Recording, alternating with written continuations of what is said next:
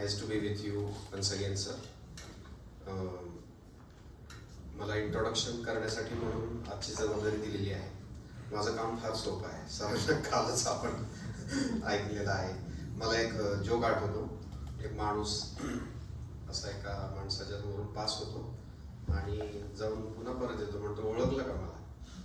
तो म्हणतो, नाही. अरे म्हणलं, आत्ताच गेलो ना तुझ्या समोरून. असं तसं सरांनी कालच आपल्या समोर एक छान लेक्चर दिलेलं आहे.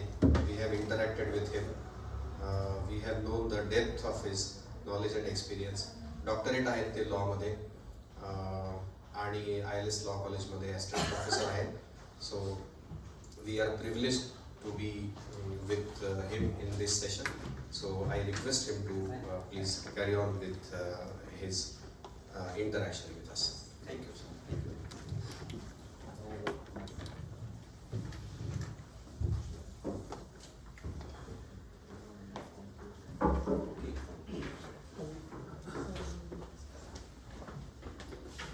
Good morning, officers. Good morning. So कल हम लोगों ने इंट्रोडक्शन ऑफ एडमिनिस्ट्रेटिव लॉ और एक जो लॉ का इंट्रोडक्शन ऑफ एडमिनिस्ट्रेटिव लॉ जो एक इंफ्रास्ट्रक्चर था वो हम सब लोगों ने डिस्कस किया.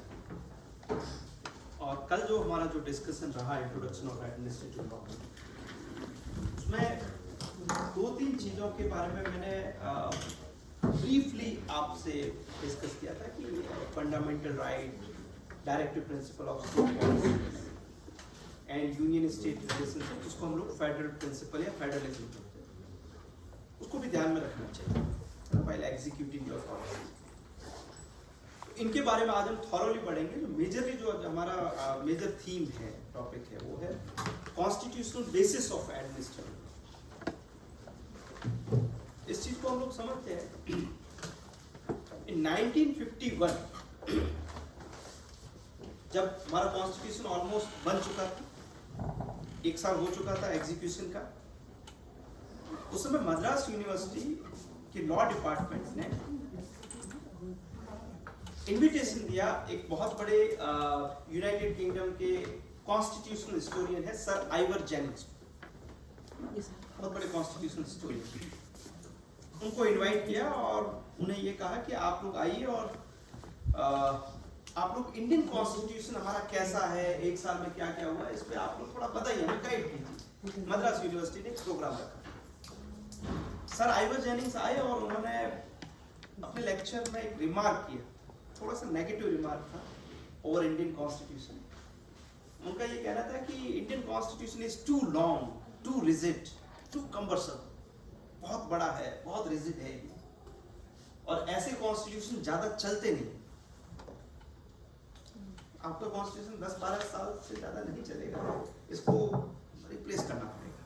He has commented on Indian Constitution in 1951.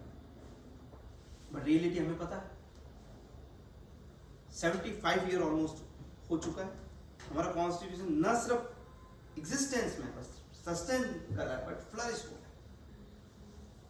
और सबसे बड़ी बात है कि सर आइवर जेनिंग जिन्होंने ये कमेंट किया था, उनको 1960 में अपॉर्चुनिटी मिली सीलोन आइलैंड का कॉन्स्टिट्यूशन बनाने का. उन्होंने बनाया और उन्होंने जो कॉन्स्टिट्यूशन बनाया वो बस 10 साल चला. So now question come before us कि ऐसा क्या है कि इंडियन कॉन्स्टिट्यूशन पिछले 75 साल से सस्टेन हो रहा है, अच्छे से फ्लरिश हो रहा है, ऐसा क्या है?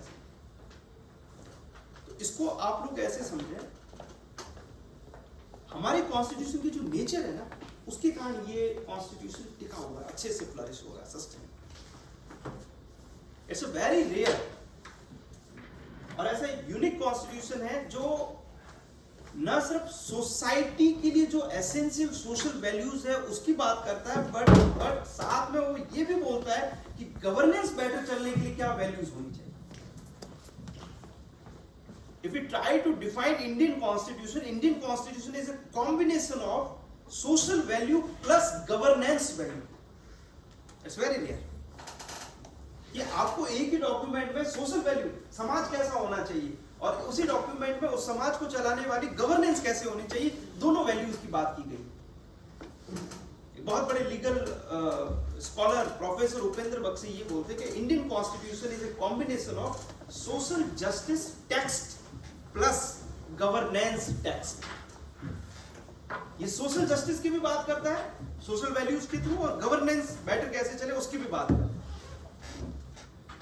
सोशल वैल्यूज जैसे कि लिबर्टी, सोशल वैल्यूज जैसे कि इक्वलिटी, सोशल वैल्यूज जैसे कि फ्रीडम, फ्रेटर्निटी, ये सारे सोशल वैल्यूज हैं। और ये सोशल वैल्यूज 1950 से पहले हमें अवेलेबल नहीं थे during British era. But constitution ने आते ही सबसे पहले बोला कि समाज की रचना कैसे होनी चाहिए, एक समाज ऐसा होना चाहिए जिसमें ये सारी चीजें इंडिविजुअल्स को मिले। और ये जो सोशल जस्टिस देने वाला है, सोशल वैल्यूज का जो डॉक्यूमेंट है कॉन्स्टिट्यूशन में जिस पार्ट में है, उसको हम लोग बोलते हैं फंडामेंटल राइट या directive principle of state policy. Fundamental rights बात करता है इक्वलिटी की, लिबर्टी की, फ्रीडम की। Directive principle of state policies भी यही बात करता है, वो और थोड़ा सा क्लियर करता है। वो बोलता है महिलाओं को भी बराबर वेतन मिलना चाहिए, बुजुर्गों की भी सार संभाल होनी चाहिए। Social values. अब पॉइंट ये है, कॉन्स्टिट्यूशन मेकर्स ने बोला कि इस तरह की सोशल वैल्यूज अगर आपको प्रोवाइड करनी है तो आपको गवर्नेंस भी वैसी चाहिए।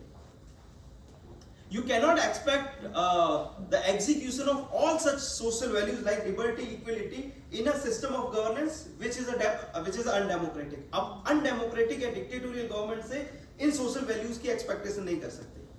So what our constitution makers have done, उन्होंने बोला कि नहीं, सरकार कैसी चाहिए, एक ऐसी होनी चाहिए जो डेमोक्रेटिक हो, जो रिपब्लिक हो, जो पार्लियामेंट्री सिस्टम फॉलो करती हो, जो जिसके पास इंडिपेंडेंट जुडिशरी हो। सो सेकंड पार्ट कॉन्स्टिट्यूशन का जिसमें ये सारे प्रिंसिपल्स इन्वॉल्व है, जिसको हम लोग कह रहे हैं डेमोक्रेसी, रिपब्लिकनिज्म, जैसे प्रेसिडेंट है that is a republicanism, parliamentary system है that is also principle, independent judiciary है, ये सारा बेटर गवर्नेंस की वैल्यूज है। सो आप देखिए हमारे कॉन्स्टिट्यूशन में कॉम्बिनेशन ऑफ प्रिंसिपल्स है। एक तरफ के प्रिंसिपल सोसाइटी को बेटर बनाने के लिए और एक तरफ के प्रिंसिपल गवर्नेंस को बेटर बनाने के लिए। और ये सारे कॉन्स्टिट्यूशनल प्रिंसिपल्स का जो कॉम्बिनेशन है वो ही है कॉन्स्टिट्यूशन।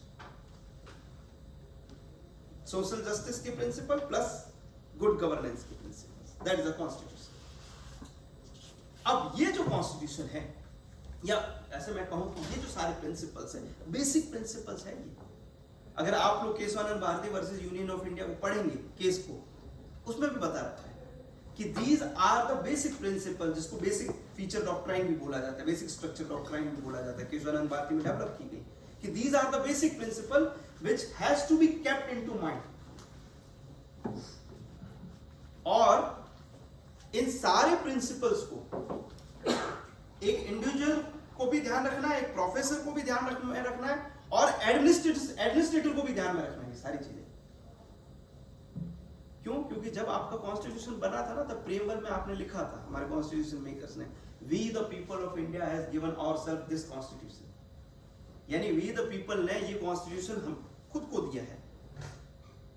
इसका मतलब ये कॉन्स्टिट्यूशन हमारे ऊपर बाइंडिंग हो गया। और वी द पीपल में इंडिविजुअल भी आता है, एडमिनिस्ट्रेटर भी आते हैं, सब लोग आते हैं। So whenever you are making any rules, administrative rule making, which we have discussed yesterday, whenever you are executing anything, administrative discretion, or when you are adjudicating anything, कोई भी आप एडमिनिस्ट्रेटिव फंक्शन जब परफॉर्म कर रहे हो, उस समय आपको ध्यान में रखना है कि even you are the part of we the people of India, so all such principles are binding on yourself. आप पे भी बाइंडिंग है। आप हर एडमिनिस्ट्रेटिव फंक्शन करते समय ध्यान में रखना कि कोई आसपास वाला मुझे देख रहा है नहीं देख रहा है, इससे फर्क नहीं पड़ रहा है, बट कॉन्स्टिट्यूशन के प्रिंसिपल्स आपको देख रहे हैं व्हाइल परफॉर्मिंग एडमिनिस्ट्रेटिव फंक्शंस।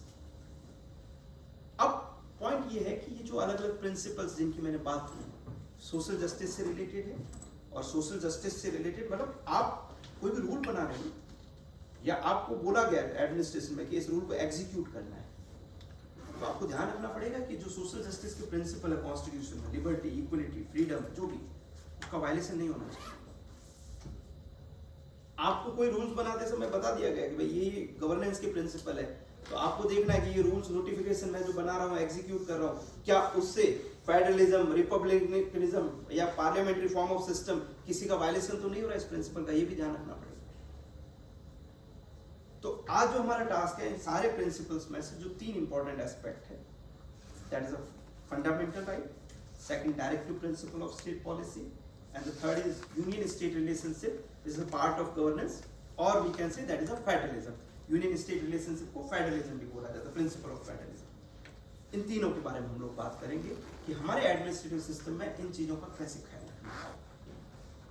तो अगर मैं फंडामेंटल राइट की बात करूं, फंडामेंटल राइट आप अगर इंडियन कॉन्स्टिट्यूशन में देखेंगे, जो पार्ट 3 है ना, 12 पार्ट है, उसमें से जो पार्ट 3 है, जो उसमें आर्टिकल 12 से लेकर आर्टिकल 35 तक फंडामेंटल राइट्स, आर्टिकल 12 से आर्टिकल 35 तक फंडामेंटल राइट्स। उसमें से कुछ खास फंडामेंटल राइट्स, जो कुछ खास प्रिंसिपल्स, उनकी मैं बात करूंगा, लेकिन सबसे इंपॉर्टेंट है आर्टिकल 12। आर्टिकल 12 मैं जैसे अभी आप सब लोगों से ये बोल रहा हूं कि व्हाइल परफॉर्मिंग एडमिनिस्ट्रेटिव फंक्शंस, है ना, you are binding with all these principles, तो इसके पीछे कॉन्स्टिट्यूशन वो एक अथॉरिटी है। कैसे? आर्टिकल 12 में स्टेट की डेफिनेशन दी हुई है। आर्टिकल 12 बताता है स्टेट क्या है। फंडामेंटल राइट जो है ना, वो क्लेम करता है कि इंडिविजुअल हमेशा स्टेट के अगेंस्ट, कि स्टेट को ये काम करना था, कर रहा था, करते करते उसने, है ना, मेरी लिबर्टी या फ्रीडम या इक्वलिटीज का वायलेशन कर दिया, तो क्लेम किसके अगेंस्ट करता है? मोस्टली स्टेट के अगेंस्ट। तो स्टेट क्या है? तो स्टेट की डेफिनेशन आर्टिकल 12 में दी हुई है। आर्टिकल 12 क्लियरली बोलता है, unless the context otherwise require the state include central level पे पार्लियामेंट, एग्जीक्यूटिव, स्टेट लेवल पे state legislature, state executive and और लोकल लेवल पे municipalities, panchayat and other authorities, ये सब स्टेट है। तो मोस्टली आपके जितने भी डिपार्टमेंट है वो एग्जीक्यूटिव में आ जाता है। इसका मतलब यू आर स्टेट, और आप जब स्टेट हो, आर्टिकल 12 की डेफिनेशन में आ रहे हो, तो फंडामेंटल राइट या फंडामेंटल प्रिंसिपल या किसी भी गवर्नेंस प्रिंसिपल का वायलेशन किया तो लोग आ जाएंगे आपके अगेंस्ट रिट पिटीशन डालते हैं, क्योंकि you are a part of the state. और सबसे बड़ी बात, अगर आपको ये लग रहा है कि नहीं सर, आर्टिकल 12 की जो डेफिनेशन है उसमें एक्सप्रेसली हम लोग कहीं फिट नहीं हो रहे, तो हम शायद स्टेट नहीं होंगे, तो आप इस मुगालते में मत रहना, क्योंकि article 12 start with the unless the context otherwise require. फिर लिखा हुआ है पार्लियामेंट, स्टेट लेजिस्लेचर, तो parliament, state legislature, union executive, state executive, ये तो एक्सप्रेसली लिखा हुआ है, लेकिन एक स्टेटमेंट बड़ा जबरदस्त है ऊपर, unless the context otherwise require, कि जब तक कॉन्टेक्स्ट रिक्वायर नहीं करता तब तक ये सारे स्टेट में आएंगे। अगर कॉन्टेक्स्ट ने डिमांड किया तो कुछ और चीजें भी स्टेट में आ सकती। तो आजकल जो प्राइवेट एंटिटीज है ना, जितनी भी, कोई प्राइवेट एजुकेशनल इंस्टीट्यूशन है जो ये बोलता है सर हम स्टेट की डेफिनेशन में नहीं आ रहे, तो उसको भी आजकल स्टेट में लाया जा रहा है। क्यों? क्योंकि आप स्टेट का जैसा फंक्शन कर रहे हो, एजुकेशन दे रहे हैं, एजुकेशन देना स्टेट का है, तो कॉन्टेक्स्ट आजकल चेंज हो गया है और जुडिशरी पीछे लगी हुई है। जुडिशरी लगभग जहां दिखेगा, अच्छा ये भले ही प्राइवेट एंटिटी है लेकिन थोड़ा सा भी स्टेट जैसा काम करता हुआ दिख रहा है, थोड़ा सा भी फंड ले लिया स्टेट से, तुरंत उसको बोलेगा यू आर स्टेट, और फंडामेंटल राइट का जो रिट पिटीशन के जुरिस्डिक्शन में आता है। तो आपको भी ध्यान में रखना है, क्योंकि आप डील करते हो बहुत सारे प्राइवेट इंस्टीट्यूशन से भी, तो आप उनको भी बता सकते हो कि भाई देख, तू काम भले तू सोच रहा है कि तू प्राइवेट बॉडी है, बट काम हमारे जैसा कर रहा है, तुम भी एजुकेशन या वहां फंडिंग जा रही है स्टेट की तरफ से, या फिर वहां के अपॉइंटमेंट में थोड़ा सा इन्वॉल्वमेंट है आप लोगों का या गवर्नमेंट का, ऑल आर स्टेट। तो अब जब हमें ये पता चल गया कि स्टेट ये है, तो कौन कौन से इंपॉर्टेंट फंडामेंटल राइट्स और किस तरीके से उनका हमें ख्याल रखना है। तो पहला सेट जो है वो है आर्टिकल 14 to 18, है ना, इक्वलिटी वाला।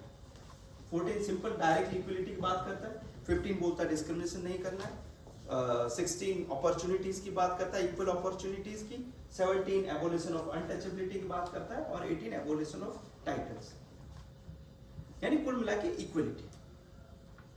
अब ये जो इक्वलिटी वाला पार्ट है ना, हमें एडमिनिस्ट्रेटिव फंक्शन करते हुए ये इक्वलिटी वाला पार्ट हमसे वायलेट हो रहा है नहीं हो रहा है, इसको हमें केस स्टडी से समझना, उससे क्लियर हो।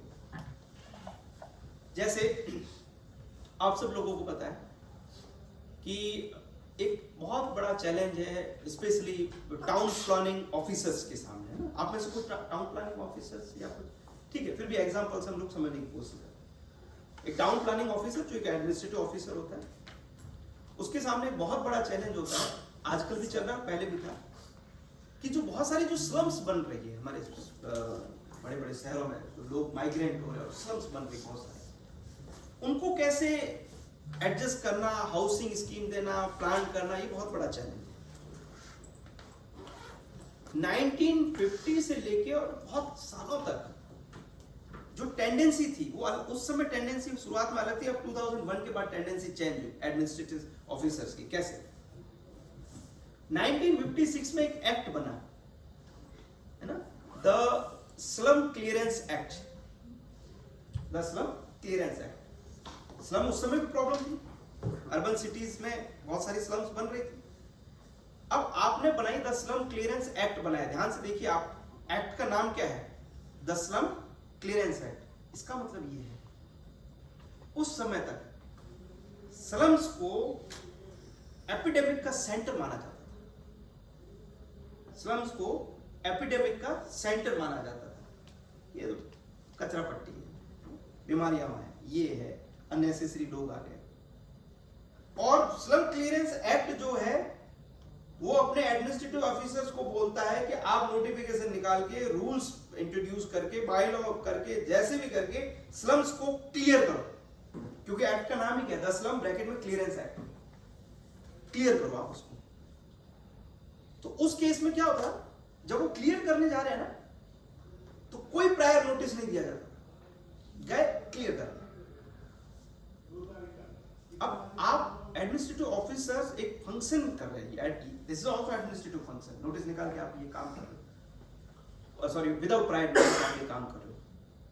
जब आप विदाउट प्रायर नोटिस कर रहे हो ना, अब ये काम, तो अब वो काम है ना, चैलेंज किया जा सकता है कोर्ट में, हालांकि नहीं हुआ वो अलग बात है, उस समय की बात है, चैलेंज किया जा सकता है। कैसे? कि आपने नोटिस जब नहीं दिया ना, तो आपने 2-3 इंपॉर्टेंट फंडामेंटल राइट का वायलेशन किया। मुझे बताइए, एक अर्बन सेक्टर में किसी घर को गिराना है तो आप नोटिस देते हो ना, और स्लम एरिया में जब आप 1956 में जा रहे हो उस एक्ट के थ्रू, तो आप नोटिस नहीं दे रहे हो। तो इसका मतलब this is a discrimination, violation of article 14, clear cut violation of article 14। और मैं आपको बताता हूं, और भी हमारे कुछ फंडामेंटल राइट है, जैसे आर्टिकल 19 जो फ्रीडम की बात करता है, 19 में सबसेट है, 19(1)(a), 1(b), (c), (d), (e), (g), (f), तो ई और इनको पढ़ेंगे ना, ई और एच, तो उसमें लिखा हुआ है freedom of settlement, freedom of movement, यानी एक आदमी का फंडामेंटल राइट है कि वो कहीं भी सेटल हो, अपना रेजिडेंस बनाए। तो वो पर्सन जो वहां उस स्लम में आके सेटलमेंट हुआ, उसका वो अपने फंडामेंटल राइट का यूज कर रहा है, बट आपने प्रायर नोटिस किया, उसका घर गिरा दिया, तो 14 का तो वायलेशन हो ही रहा है, बट 19(1)(g) का भी कर रहे हो, राइट टू सेटलमेंट। एंड जैसे ही आपने उसका घर गिराया, तो घर का मतलब होता है शेल्टर गिरा, जो कि लाइफ के लिए बहुत इंपॉर्टेंट है। इंडियन कॉन्स्टिट्यूशन में फंडामेंटल राइट है, article 21, right to life, which includes right to life का मतलब कि आपको अपनी लाइफ आप अपने हिसाब से जी सकते हो। तो अच्छी लाइफ के लिए क्या चाहिए? शेल्टर चाहिए, पानी चाहिए, एयर चाहिए, बेसिक एमिनिटीज चाहिए। हमारी जुडिशरी ने अलग अलग केसेस में राइट टू लाइफ को इंटरप्रेट किया है। Right to life article 21 includes right to shelter, right to clean air, right to water, right to life with dignity, ये सारी चीजें आर्टिकल 21 का पार्ट है। तो जब आप विदाउट प्रायर नोटिस एक पर्सन का घर गिरा रहे हो स्लम में जाके, तो 14 का वायलेशन, 19 का वायलेशन, और जिसको बेसिक एमिनिटीज देनी थी उसको बेसिक एमिनिटीज ना देते हुए आप उसका राइट टू शेल्टर खत्म कर रहे हो, आर्टिकल 21 का वायलेशन। आपने एक नोटिस नहीं दिया, without prior notice, if you are functioning in that way, it does mean that you are violating article 19, 14 and 20, all 3 fundamental rights. Administrative function करते समय हमसे बहुत गलतियां हो जाती है, हमें बाद में पता चलता है, कब? कोर्ट में। यार यार नोटिस ही तो नहीं दिया था। नोटिस नहीं दिया तो बात ठीक है, पर जो हमारी कौम है वकीलों की, वो यहाँ तक ले आएंगे आपको।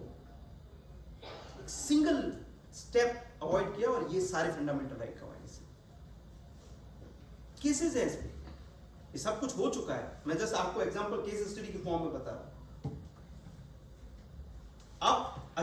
अब क्या हुआ, अब इस चीज को समझ में लोगों को आने लगा, एडमिनिस्ट्रेटिव ऑफिसर्स को। तो अब 2001 की जो हमारी सेंसस हुई ना, उसके बाद में जाके इवन सेंसस ऑफिसर ने स्लम्स और उसकी पॉपुलेशन को सेंसस में इंक्लूड करना शुरू किया। उससे पहले तक स्लम की जो पॉपुलेशन थी उसको किसी भी सेंसस में इंक्लूड नहीं किया गया था। जो भी माइग्रेंट्स आए हैं और स्लम बना रहे हैं उनको कोई किसी भी सेंसस में इंक्लूड नहीं किया गया था। 2001 के बाद पैटर्न चेंज हुआ, और जैसे ही पैटर्न चेंज हुआ, अब आप सेंसस में हो, तो जैसे ही सेंसस में आओ तो जितने भी जो म्युनिसिपल ऑफिसर्स थे उनको बताया गया इस सेंसस का सीन क्या है, पता करो कहाँ रह रहा है, क्या रह रहा है। आपके तो जितने भी जो म्युनिसिपल एडमिनिस्ट्रेटिव ऑफिसर है, टाउन प्लानिंग ऑफिसर थे, उन्होंने लैंड रिकॉर्ड्स और मास्टर प्लान, किसी जगह को जो बनाने के लिए पहले मास्टर प्लान ब्लूप्रिंट रहता है, वो सब डॉक्यूमेंट निकाले। और जब वो डॉक्यूमेंट निकाला तब उन्हें पता चला कि उनको कहा गया कि इस डॉक्यूमेंट्स में आप देखिए, आपका मास्टर प्लान सिटी का देखिए, टाउन का देखिए, उसमें इस पॉपुलेशन को जो which is not part of the census, उसको कैसे एडजस्ट करोगे, अकोमोडेट करोगे। ये टास्क आ गया सामने। और क्यों आया टास्क? क्योंकि वो सेंसस में है, अब सिटीजन ऑफ, हालांकि वो पहले भी सिटीजन थे, ऐसी बात नहीं, बट एटलीस्ट सेंसस में आने के बाद और पुख्ता तौर पर अब वो सिटीजन हो चुके हैं। तो जब सिटीजन हो चुके हैं तो फंडामेंटल राइट्स क्लेम करेंगे वो सब, और फंडामेंटल राइट क्लेम करेंगे तो अब आपको एडमिनिस्ट्रेटिव फंक्शन करते समय ध्यान रखना पड़ेगा। तो just because of that census में डालते ही दिमाग में आ गया 14 भी करेंगे, वो मांगेंगे। अब उसके बाद बोला गया कि अब आपको जो रूल्स निकालने हैं, नोटिफिकेशन निकालने हैं, पॉलिसीज निकालनी, एक्ट बनाने हैं, वो सारे एक्ट जो है ना, पहले जो स्लम क्लियरेंस एक्ट था ना, उसके जैसा नहीं करना है, अब पॉलिसीज चेंज करनी पड़ेगी। तो आप लोगों ने स्पेशली 1990 से काम स्टार्ट हो चुका था, बट 2001 के बाद थोड़ा सा तेजी में आ गया। जैसे प्रधानमंत्री आवास योजना, राजीव आवास योजना कुछ सालों पहले, JNURM, Jawaharlal Nehru urban rural mission schemes, ये सब क्या है? वो डायरेक्शंस है एडमिनिस्ट्रेटिव ऑफिसर्स को कि अब जो ये स्लम्स है इनको एडजस्ट करते समय इनको एकोमोडेट करना पड़ेगा, और वहां पे उन सारी स्कीम्स में लिखा हुआ है विदाउट प्रायर नोटिस नहीं गिराओगे, लिखा हुआ उसमें, यू कैनॉट डू दैट। उसमें एक स्टेप आगे बढ़ के कि बेसिक एमिनिटीज जो है वो प्रोवाइड करो, क्योंकि आर्टिकल 19 और 21 है फंडामेंटल राइट, वो बोलता है कि राइट टू सेटलमेंट हर इंसान भारतीय का मौलिक अधिकार है, फंडामेंटल राइट है। आर्टिकल 21 बोलता है हर भारतीय का जो ये basic amenities which is a part of right to life, it's a fundamental right. सारी स्कीम जितनी भी आ रही है एडमिनिस्ट्रेटिव ऑफिसर्स को क्लियर डायरेक्शन है कि इसमें ध्यान रखना, प्रायर विदाउट प्रायर नोटिस तोड़ने वोड़ने मत चले जाना। Now they have a protections मिली है सबको। तो आप इस केस स्टडी को देखें हैं जो स्लम मैनेजमेंट में एक बहुत बड़ा चेंज है। क्यों चेंज है? क्योंकि पता चला हमें कि slum dwellers have a right related to equality, right related to freedom, right related to right to life। Policies भी वैसे चेंज हो रही है और एडमिनिस्ट्रेटिव ऑफिसर्स को भी वैसे ही डायरेक्शंस दिए जा रहे हैं। ये क्लियर हुआ होगा आपको कि कैसे फंडामेंटल राइट उसमें कॉन्टेक्स्ट में लिए जाते हैं।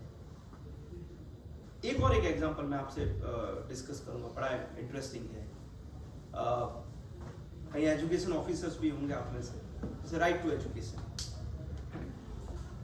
आर्टिकल 21 राइट टू लाइफ की बात करता है, और हमें पता है कि एक बेहतर लाइफ के लिए एजुकेशन देना जरूरी है।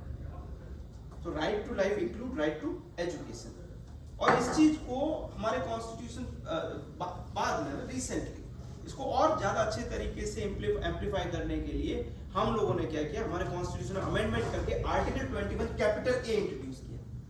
जस्ट 21 के नीचे ये 21 कैपिटल ए क्लियरली बोलता है कि कि 6 से 14 साल तक के जितने भी बच्चे हैं उनको फ्री एंड एलिमेंट्री एजुकेशन दी जाएगी, that is there fundamental right.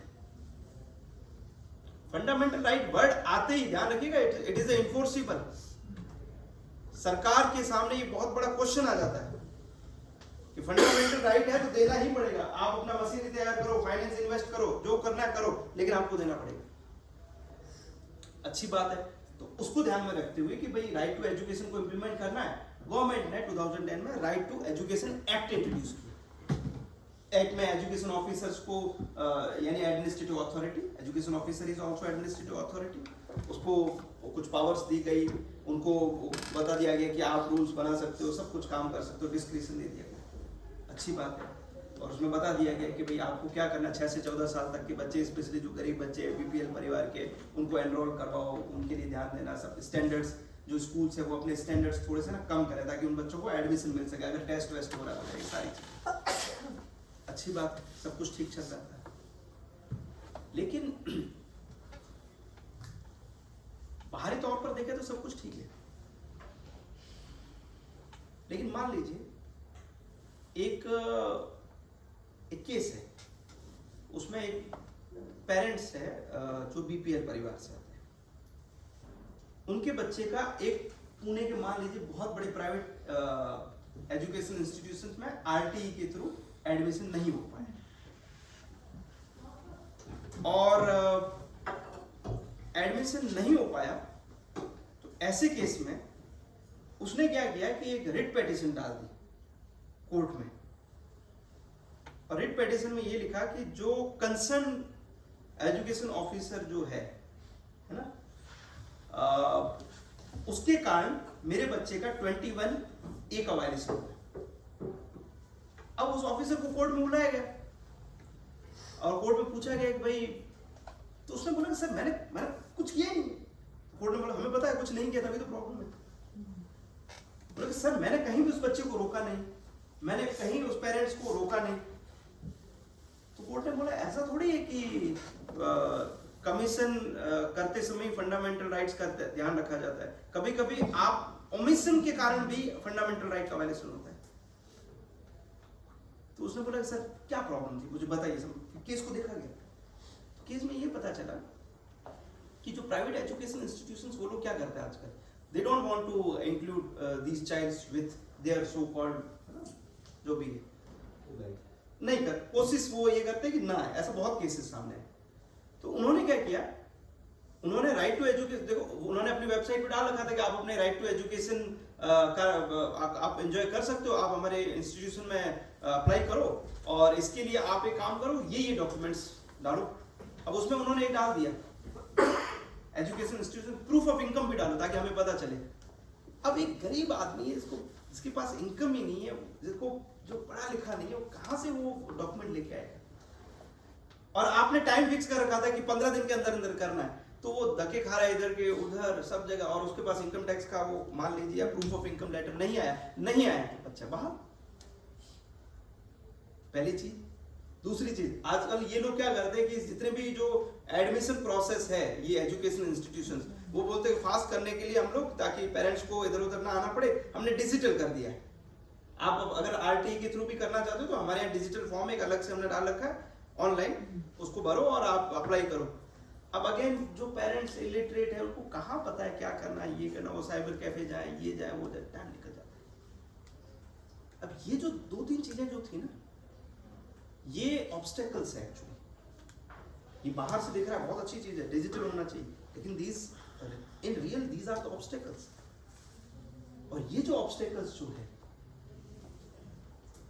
In obstacles को किसे ध्यान में रखना चाहिए? उस एरिया के कंसर्न एजुकेशन ऑफिसर, उसे ध्यान में रखना चाहिए था कि पॉसिबिलिटी हाई है, ये चीजें, ये प्राइवेट एजुकेशन इंस्टीट्यूशन ऐसा कर सकते हैं। तो उस पर्सन को, यानी उस एजुकेशन ऑफिसर को जो आरटीई के थ्रू अपॉइंटेड है एडमिनिस्ट्रेटिव ऑफिसर, उसे अपना डिस्क्रिशन यूज करना चाहिए था, एडमिनिस्ट्रेटिव डिस्क्रिशन। भले रूल्स में नहीं लिखा हुआ है, बट इन प्रॉब्लम्स को रिजॉल्व करने के लिए वो अपना एडमिनिस्ट्रेटिव डिस्क्रिशन यूज करते हुए कुछ नोटिफिकेशन, कुछ बाई लॉज, कुछ सेमी रूल्स बना के पहले से ही बता सकता था कि ये सारी चीजें स्कूल्स की तरफ से नहीं होनी चाहिए। नहीं किया, ओमिशन। और आप लोगों ने मैंडेमस करके एक रिट है, उसका नाम सुना होगा, फंडामेंटल राइट को इन्फोर्स करने के लिए की जाती है। मैंडेमस क्लियरली बोलता है when public officer refuse his duty और fail under his duty, in that case mandamus writ can be issued. तो ये जो पर्सन है वो फेल नहीं हुआ अपनी ड्यूटी में, वो एक तरीके से उसने रिफ्यूज कर दिया, दैट इज ओमिशन। और ये केस फिट बैठता है मैंडेमस रिट जुरिस्डिक्शन में, यानी कोर्ट जो है वो उसके अगेंस्ट मैंडेमस इश्यू करेगा उस एजुकेशन ऑफिसर के अगेंस्ट, एडमिनिस्ट्रेटिव ऑफिसर के अगेंस्ट, और बोलेगा कि आपकी रिफ्यूजल के कारण, ये भी ड्यूटी थी आपकी, आपके रिफ्यूजल के कारण आप एक बच्चे के फंडामेंटल राइट 21A का वायलेशन हुआ है, आपको ये एडमिनिस्ट्रेटिव एक्शन करना चाहिए था लेकिन you have refused it, hence mandamus will be issued against you. हो सकता है तो कहीं हम आंखें बंद कर लेते हैं कभी कभी कि ये काम जो है मुझे तो ये करना है, ऐसा कहाँ बोला है कि इन्हें ये चीजें नहीं करनी, ये करनी, ऐसा कहीं नहीं बोला, तो मैं नहीं करूंगा, नो। कोर्ट आपकी ड्यूटीज का जुरिस्डिक्शन बढ़ाता जा रहा है, मैंने बताया ना आर्टिकल 12 के थ्रू, जहां जहां आपको लगता है कि मेरे हद में है उसको परफॉर्म करते रहना चाहिए, otherwise mandamus can be issued, possible हो सकता है। एक और एक मैं इंटरेस्टिंग सा आपको एक केस स्टडी और मैं डिस्कस करना चाहूंगा। यस, अगेन आर्टिकल 14 के केस में simple right to equality means कि सबको इक्वली ट्रीट करना है, और आर्टिकल 14 के सिलसिले में एक बहुत इंपॉर्टेंट केस हमारे सामने, EP Royappa versus state of Madras. आप लोग उसका नाम लिखिए और उसको जरूर पढ़ना आप लोग। EP Royappa, E.P. Royappa, E.P. Royappa, ROYAPPA versus state of Madras, EP Royappa versus state of Madras. इस केस में बड़ी अच्छी बात की गई, उसमें बोला है कि कभी कभी कुछ एडमिनिस्ट्रेटिव एक्शंस बाहर से ऐसे दिखते हैं कि वो सबको इक्वली ट्रीट कर रहा है, but in effect, but in real वो उतना आर्बिट्रेरी होता है कि वो आर्बिट्रेरीनेस डिस्क्रिमिनेशन की तरफ चली जाती है और आर्टिकल 14 का वायलेशन हो सकता है। इसको एक एग्जांपल से मैं बताता हूं। जैसे इनकम टैक्स डिपार्टमेंट ने मान लीजिए एक नोटिफिकेशन निकाला, मान लीजिए, और उन्होंने ये बोल दिया कि इस पॉपुलेशन, यहाँ पे जितनी जो पॉपुलेशन है उनसे 20, उनकी इनकम पे 20% टैक्स लिया जाएगा। तो उसके लिए हमने क्या किया कि हमने हमारे यहाँ के लोगों से पूछा कितनी इनकम है, तो कुछ लोगों ने बोला सर हमारा 100 रुपीज है, कुछ ने बोला 200 रुपीज है, तो 100 वाले का एक ग्रुप कर दिया, 200 वाले का एक ग्रुप कर दिया, 100 वाले से 20% के अकॉर्डिंग 20 रुपीज टैक्स लिया जाएगा, 200 वाले से 20% के अकॉर्डिंग 40 रुपीज टैक्स लिया जाएगा। सब कुछ अच्छा है, कोई डिस्क्रिमिनेशन नहीं है, आर्टिकल 14 का भी वायलेशन नहीं है, एडमिनिस्ट्रेटिव एक्शन, सब कुछ ठीक है। सेकंड केस, सेम पॉपुलेशन है, 100-200 कमा रही है, और इस बार जो टैक्स है वो कर दिया आपने 80%। तो 80% के हिसाब से अब क्या होगा, जो 100 कमा रहा है उससे हम कितना लेंगे 80, और 200 कमा रहा है उससे 160 ले लेंगे 80%। इन दोनों केस में कोई केस आपको अजीब सा लग रहा है क्या? दोनों केस स्टडीज में से Why? Excessive taxes. बाहर से देखा जाए तो है ना, इसमें कोई दिक्कत नहीं लग रही है, ये सब 80% सबसे लिया जा रहा है ना, क्या दिक्कत है? उसको लिविंग के लिए 20 रुपीज एग्जैक्टली, उसके पास, बिल्कुल, that is arbitrariness, that is EP Royappa ने यही बोला है कि आपको बहुत सारे एडमिनिस्ट्रेटिव एक्शन है जो दिखेंगे बाहर एकदम परफेक्ट है, इनसे भी 100 रुपए जो कमा रहे हैं इनसे भी 80% ले रहे हैं, 200 कमा रहे हैं मैम इनसे भी हम 80 ले रहे हैं, कहाँ दिक्कत है? इक्वल तो ट्रीट कर रहे हैं सबको, नो। आपका ये जो टैक्सिंग सिस्टम है ये इतना एक्सेसिव है कि उस आदमी की आम जिंदगी, उसकी जो डे टू डे लाइफ है उसको वो कंप्लीट नहीं कर सकता। That is an arbitrary action. Arbitrariness is an antithesis of article 14, equality का वो अगेंस्ट होता है। डिस्क्रिमिनेशन सब सिर्फ ऐसा थोड़ी है कि बेसिक चीजों से ही दिखता है कि इसको बांट दो, इसको थोड़ा दिया, इसको। डिस्क्रिमिनेशन ऐसे भी हो जाता है कभी कभी। तो ये जो कॉन्सेप्ट डेवलप हुआ एपी रेवा में, उसके बाद बहुत सारे केसेस और बहुत सारे एक टेस्ट पता चल गया कि अगर कोई एडमिनिस्ट्रेटिव एक्शन अनरीजनेबल है, कोई एडमिनिस्ट्रेटिव एक्शन आर्बिट्रेरी है, तो इसका मतलब मान के चलिए वो आर्टिकल 14 का वायलेशन है। जैसे जस्ट फॉर एग्जांपल एक केस है, आप लोग चाहे तो उस केस का नाम लिख सकते हैं, Kerala Samsthana Thozhilali versus state of Kerala. Kerala Samsthana SAMSTHANA Thozhilali THOZHILALI versus state of Kerala. Kerala Samsthana Thozhilali versus state of Kerala. अब इसमें क्या था, केरला स्टेट ने क्या किया कि एक लीकर का टाइप होता है, इसको अराक बोला जाता है ना, अराक लीकर का टाइप होता है, ARRACK। तो उन्होंने क्या किया कि अराक की जो सेल है केरला में 1966 में बैन कर दी। अब बैन कर दी तो उस बिजनेस से जुड़े हुए बहुत सारे जो लेबर्स थे, मजदूर थे, वो डिप्राइव हो गए, उनकी नौकरियां चली गई, जो भी काम कर रहे थे वो बैन कर दिया आपने। अब कुछ सालों बाद उसी केरला गवर्नमेंट ने क्या किया, उन्होंने, उनके ऑलरेडी एक एग्जिस्टिंग एक्ट था केरला आबकारी एक्ट। आबकारी आपको पता है लीकर से रिलेटेड है ना, तो केरला आबकारी एक्ट था। उस एक्ट में रूल्स जो थे, यानी एडमिनिस्ट्रेटिव ऑफिसर किसी एक्ट को एग्जीक्यूट करने के लिए रूल्स की हेल्प लेते, उस रूल्स में अमेंडमेंट किया गया 2002 में। एक्ट के रूल्स में अमेंडमेंट किया गया 2002 में, और उसमें यह कहा गया कि जो टॉडी बिजनेस जो है, टॉडी बिजनेस मतलब एक तरह का, वो भी शराब से रिलेटेड ही बिजनेस होता है, लिकर से रिलेटेड जितना भी जो है, टॉडी शॉप्स जितने भी है, जितने भी शॉप वाले हैं, वो लोग पहले के जितने भी जो लोग हैं ना जिनकी नौकरियां छूट गई है, उन सबको रिट्रेंच वर्कर्स, उनको सबको नौकरियां देंगे अपनी अपनी दुकानों पे, कंपलसरी देना ही पड़ेगा आपको। अब आप मुझे बताइए, ये जो रूल्स बने जिनको एग्जीक्यूट करने के लिए एडमिनिस्ट्रेटिव ऑफिसर को कहा गया, ये रूल्स आपको कहां तक ठीक लग रहा है? क्या ये ठीक है? जो मजदूर सरकार की फर्स्ट ऑर्डर से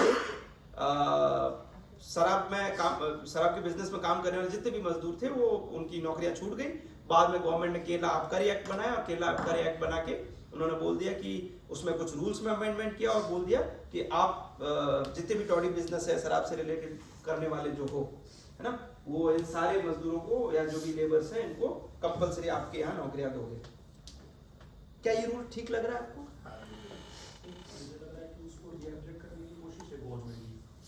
ठीक है, जो एक ऑर्गेनाइजेशन बंद हो रही है तो हम लोग उसको माइग्रेट करके ओके, उससे सेटल करने के लिए कंपलसरी एम्प्लॉयमेंट है सर।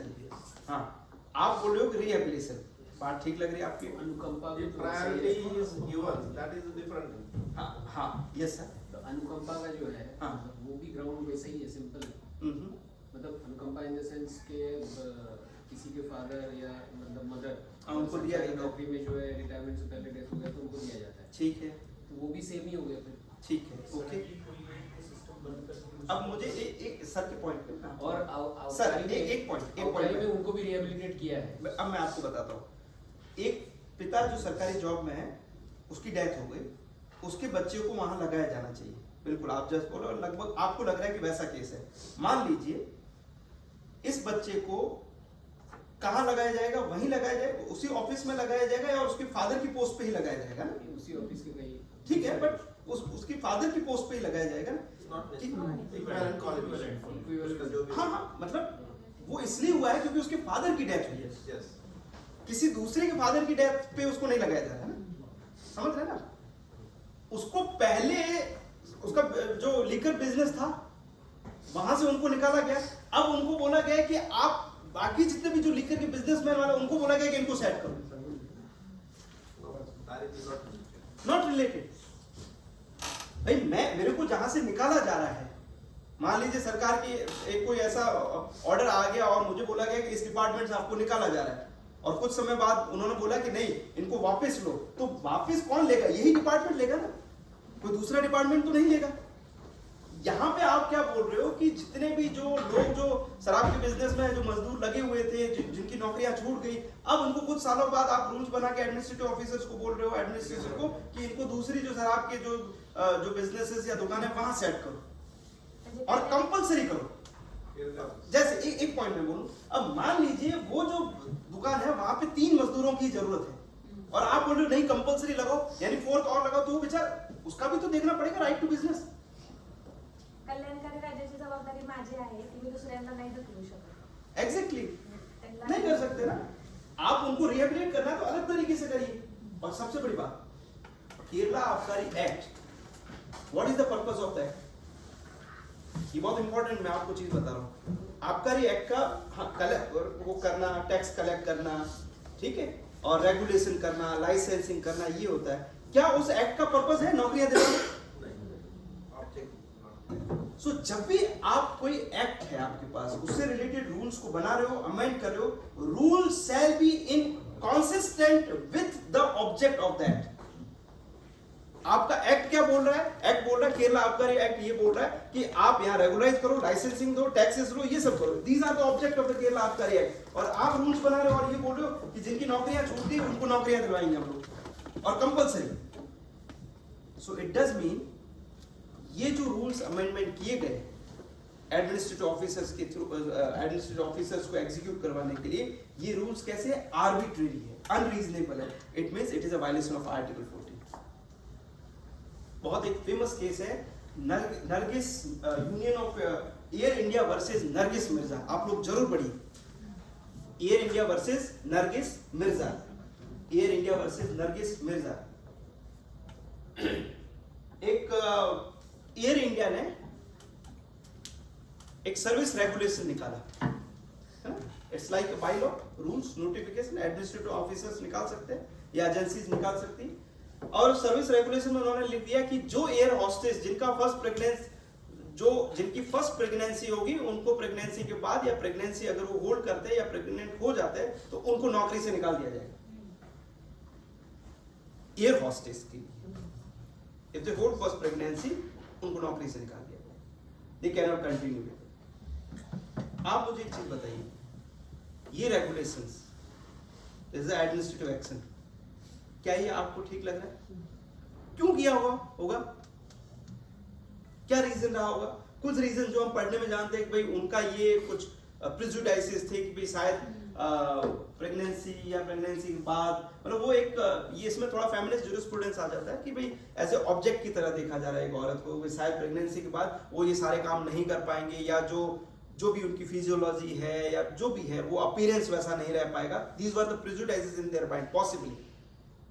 तो आप ऐसा रेगुलेशन लेके आ रहे हो, this is also arbitrary violation of article 40. The Supreme Court has quashed that service regulation order in Air India versus Nargis Mirza.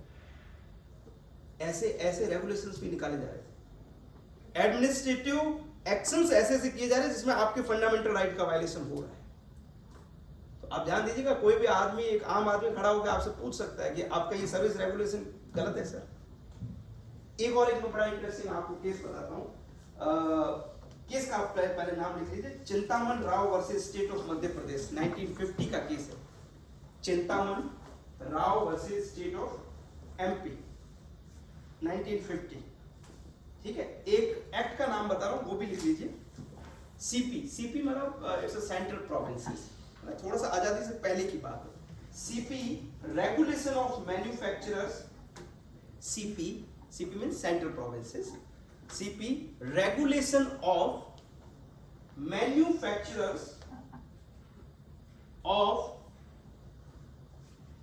BD Act 1948।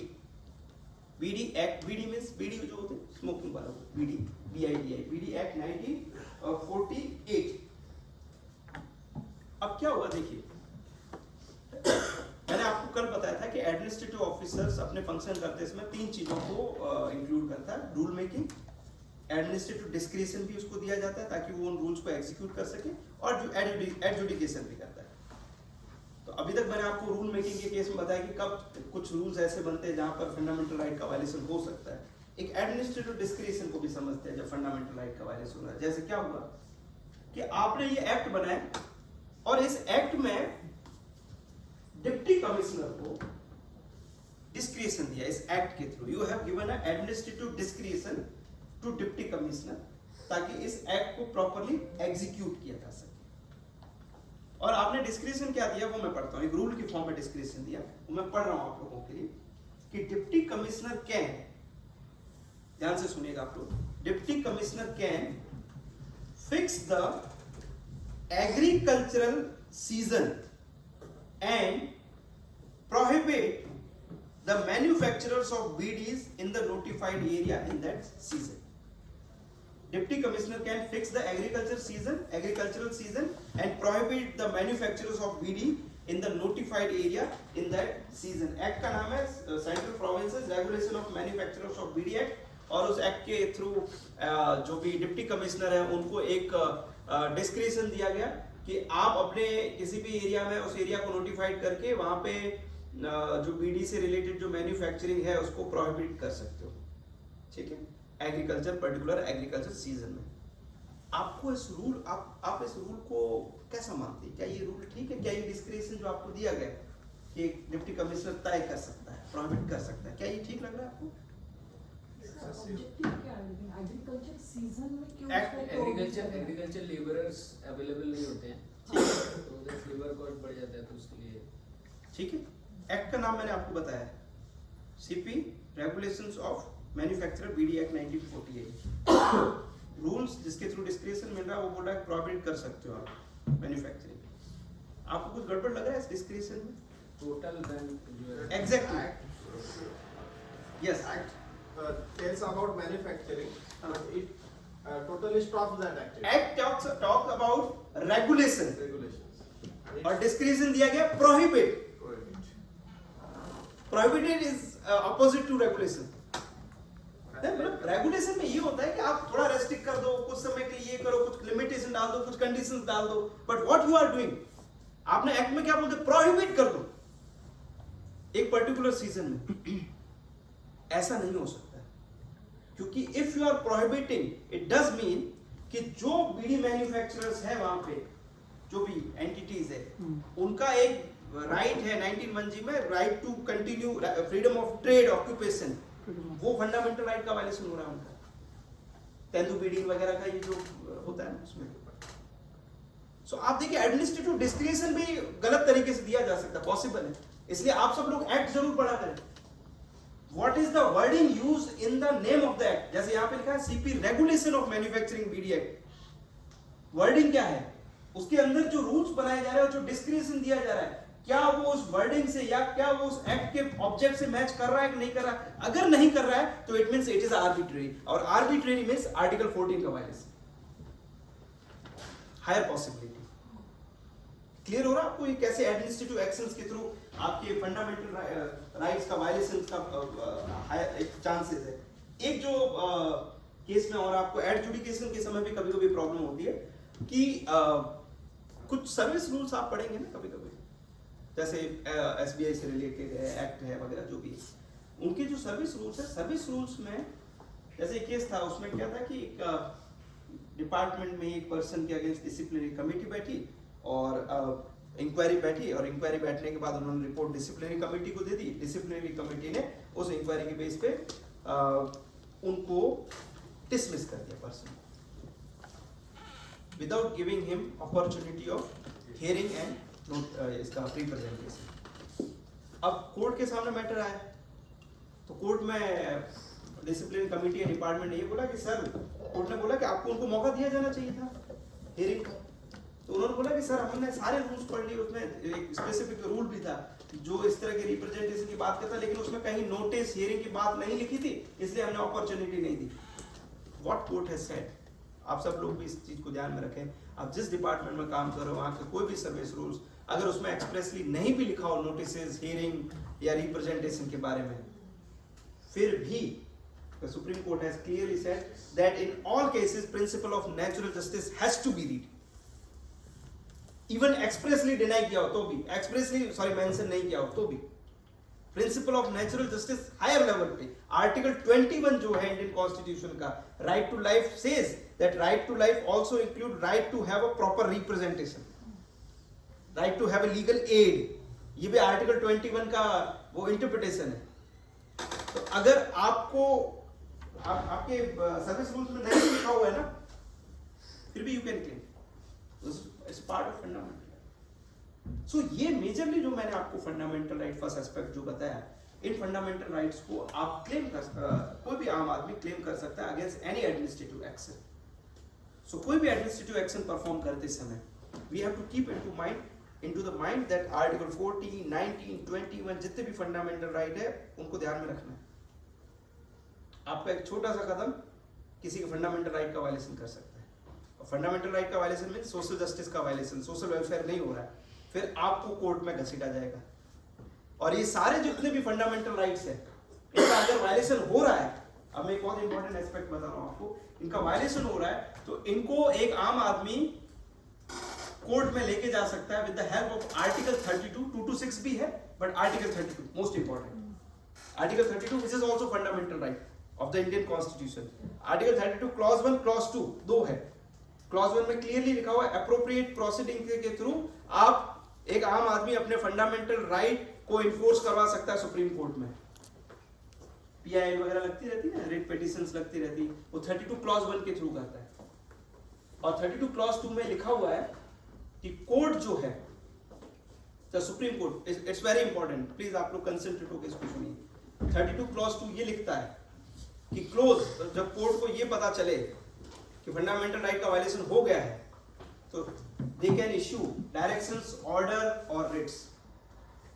जैसे अगर मान लीजिए तय पता चल गया कि इस केस में आपके एडमिनिस्ट्रेटिव एक्शन के कारण इन फंडामेंटल राइट का वायलेशन हुआ है, पता चल गया कोर्ट को, है ना, 32 में उन्होंने पूरा हियरिंग सुनी और पता चल गया सुप्रीम कोर्ट को, पता चल गया तो उसके बाद क्या, वो आदमी कंपनसेशन मांगेगा आपसे, है ना, रेमेडी तो मांगेगा ना। रेमेडी सुप्रीम कोर्ट बोलती है कि रेमेडी उसका मौलिक अधिकार है, फंडामेंटल राइट है। क्यों? 32 clause 1 and clause 2। Clause 1 simple बोलता है कि रिट के लिए आप कोर्ट में जा सकते हो, कोर्ट में चला गया, पता चला एडमिनिस्ट्रेटिव एक्शन फंडामेंटल राइट का वायलेशन कर रहा है, तो अब कोर्ट 32 क्लॉज 2 में ये बोल रहा है मैं रिट इश्यू करूंगा, मैं डायरेक्शन इश्यू करूंगा, मैं ऑर्डर इश्यू करूंगा। रिट इसलिए इश्यू करेगा कि वो बताएगा कि हाँ फंडामेंटल राइट का वायलेशन हुआ है, that is a legal justice, but where is a remedial justice? So for remedy the court will say कि मैं डायरेक्शन दे रहा हूं, मैं ऑर्डर दे रहा हूं कि इनको कंपनसेशन दिया जाए। तो सिर्फ यहां पे ये नहीं है कि फंडामेंटल राइट का वायलेशन हुआ है, अगर आप में से किसी ऑफिसर के किसी एक्शन के कारण, किसी रूल, नोटिफिकेशन, बाय लॉ के कारण किसी आम आदमी का फंडामेंटल राइट का अगर वायलेशन हो गया तो इसका मतलब ये है कि वो न सिर्फ कोर्ट में ये अप्रूव करवाएगा कि आपके मेरे फंडामेंटल राइट का वायलेशन हुआ, बट वो आपसे डिमांड करेगा, क्योंकि you are the part of the state, वो आपसे डिमांड करेगा कि आप आइए, आप इनको कंपनसेट कीजिए। ध्यान रखिएगा ये चीज, क्योंकि again it is a fundamental right of an individual that he can claim compensation. बाद में तो कोर्ट ने आर्टिकल 21 को भी इंटरप्रेट करके ये बोला है कि right to life also include right to have a legal justice, and right to legal justice include right to have a compensation. तो कोर्ट में जो केसेस 5-5, 6-6 साल पेंडिंग रहते हैं उसमें कौन फाइन देगा? मतलब मैं समझा नहीं। समझिए कोई आदमी का कोर्ट में जो 5-5, 6-6 साल केस पेंडिंग है, ठीक है, तो उसमें भी राइट टू लाइफ का वायलेशन हो रहा है, बिल्कुल। तो उसका कंपनसेशन कौन देगा? देखिए पेंडिंग, देखिए मेरी बात सुनिए, पेंडिंग है उसका, पेंडिंग क्यों है वो आपको देखना पड़ेगा। मैं आपको एक सिंपल एग्जांपल बताता हूं। देखिए कॉम्पनसेशन तब किया जाता है कि जब वायलेशन हो रहा है फंडामेंटल राइट, और पेंडिंग जब है तो आप प्रूव करो कि पेंडिंग के कारण फंडामेंटल राइट का अगर वायलेशन हो रहा है तो कोर्ट उसमें भी कॉम्पनसेशन देगा। ये नया जूरिस्प्रूडेंस डेवलप हो रहा है, आपकी बात मैं बिल्कुल समझ रहा हूं। जो डिले ऑफ जस्टिस और जो लंबे लंबे मैटर्स पेंडिंग है उसमें कोर्ट अब आजकल ये बोलने लगी कि अगर जो पेंडिंग हो रही है, देखो पेंडिंग के लिए सिर्फ कोर्ट जिम्मेदार नहीं है, मैं आपको बताता हूं। इन्वेस्टिगेशंस डिले, पुलिस अथॉरिटीज को बोला इन्वेस्टिगेशन करके लाओ, अब वो इन्वेस्टिगेशन में डिले कर रही है तो कोर्ट क्या करेगी बताइए? तो कोर्ट को उसको ये करना चाहिए ना, रिप्रिमांड करना चाहिए। करती है कोर्ट, बिल्कुल करती है कोर्ट अपने लेवल पे बहुत उनको बार बार कहती है। लेकिन देखिए एक उसमें वन साइडेड डिसीजन देना चाहिए। प्रैक्टिकल रियलिटी ये है, मैं आपको बताता हूँ, बहुत प्रैक्टिकल एस्पेक्ट बताता हूँ कि कोर्ट उनको बार बार कह सकती है, कोर्ट बोलती भी है, और कोर्ट को भी पता है कि even police, prison officers, court room, these all are the part of the criminal justice system. You cannot work without them. है ना? जैसे आपके ऑफिस में अगर कोई आदमी काम नहीं कर रहा है, आप उसको बोलोगे 2-3 बार स्ट्रिक्ट एक्शन भी एक बार ले लोगे, बट आप ये नहीं कहोगे कि आपको मैं निकाल ही दे रहा हूँ। तो ये भी कुछ प्रॉब्लम आ रही है कोर्ट के सामने, है ना। कोर्ट एक प्रैक्टिकल लेवल पे इस पे धीरे धीरे रिफॉर्म्स हो रहे हैं। कोर्ट ने बहुत सारी गाइडलाइंस दी है कि जितना जल्दी हो। अब इसमें डिजिटलाइजेशन बहुत बड़ा रोल प्ले कर रहा है आजकल, है ना, जिसको digital management of the court बोला जाता है, digital management of the court. उसके थ्रू अब धीरे धीरे कोर्ट इन सारी चीजों को जितना फास्ट करने की कोशिश, उसमें बहुत सारे रीजन है, जुडिशरी ओवरबर्डन है, अपॉइंटमेंट्स उतने नहीं है, बहुत सारे फैक्टर्स उस पे हम बिल्कुल बात कर सकते हैं। अब एक जो चीज है कि हाँ, जो रेमेडीज प्रोवाइड की जाती है, इसमें मैंने आपको एक बड़ा ब्यूटीफुल केस बताता हूँ कि कैसे कोर्ट तय करती है रेमेडीज देते समय।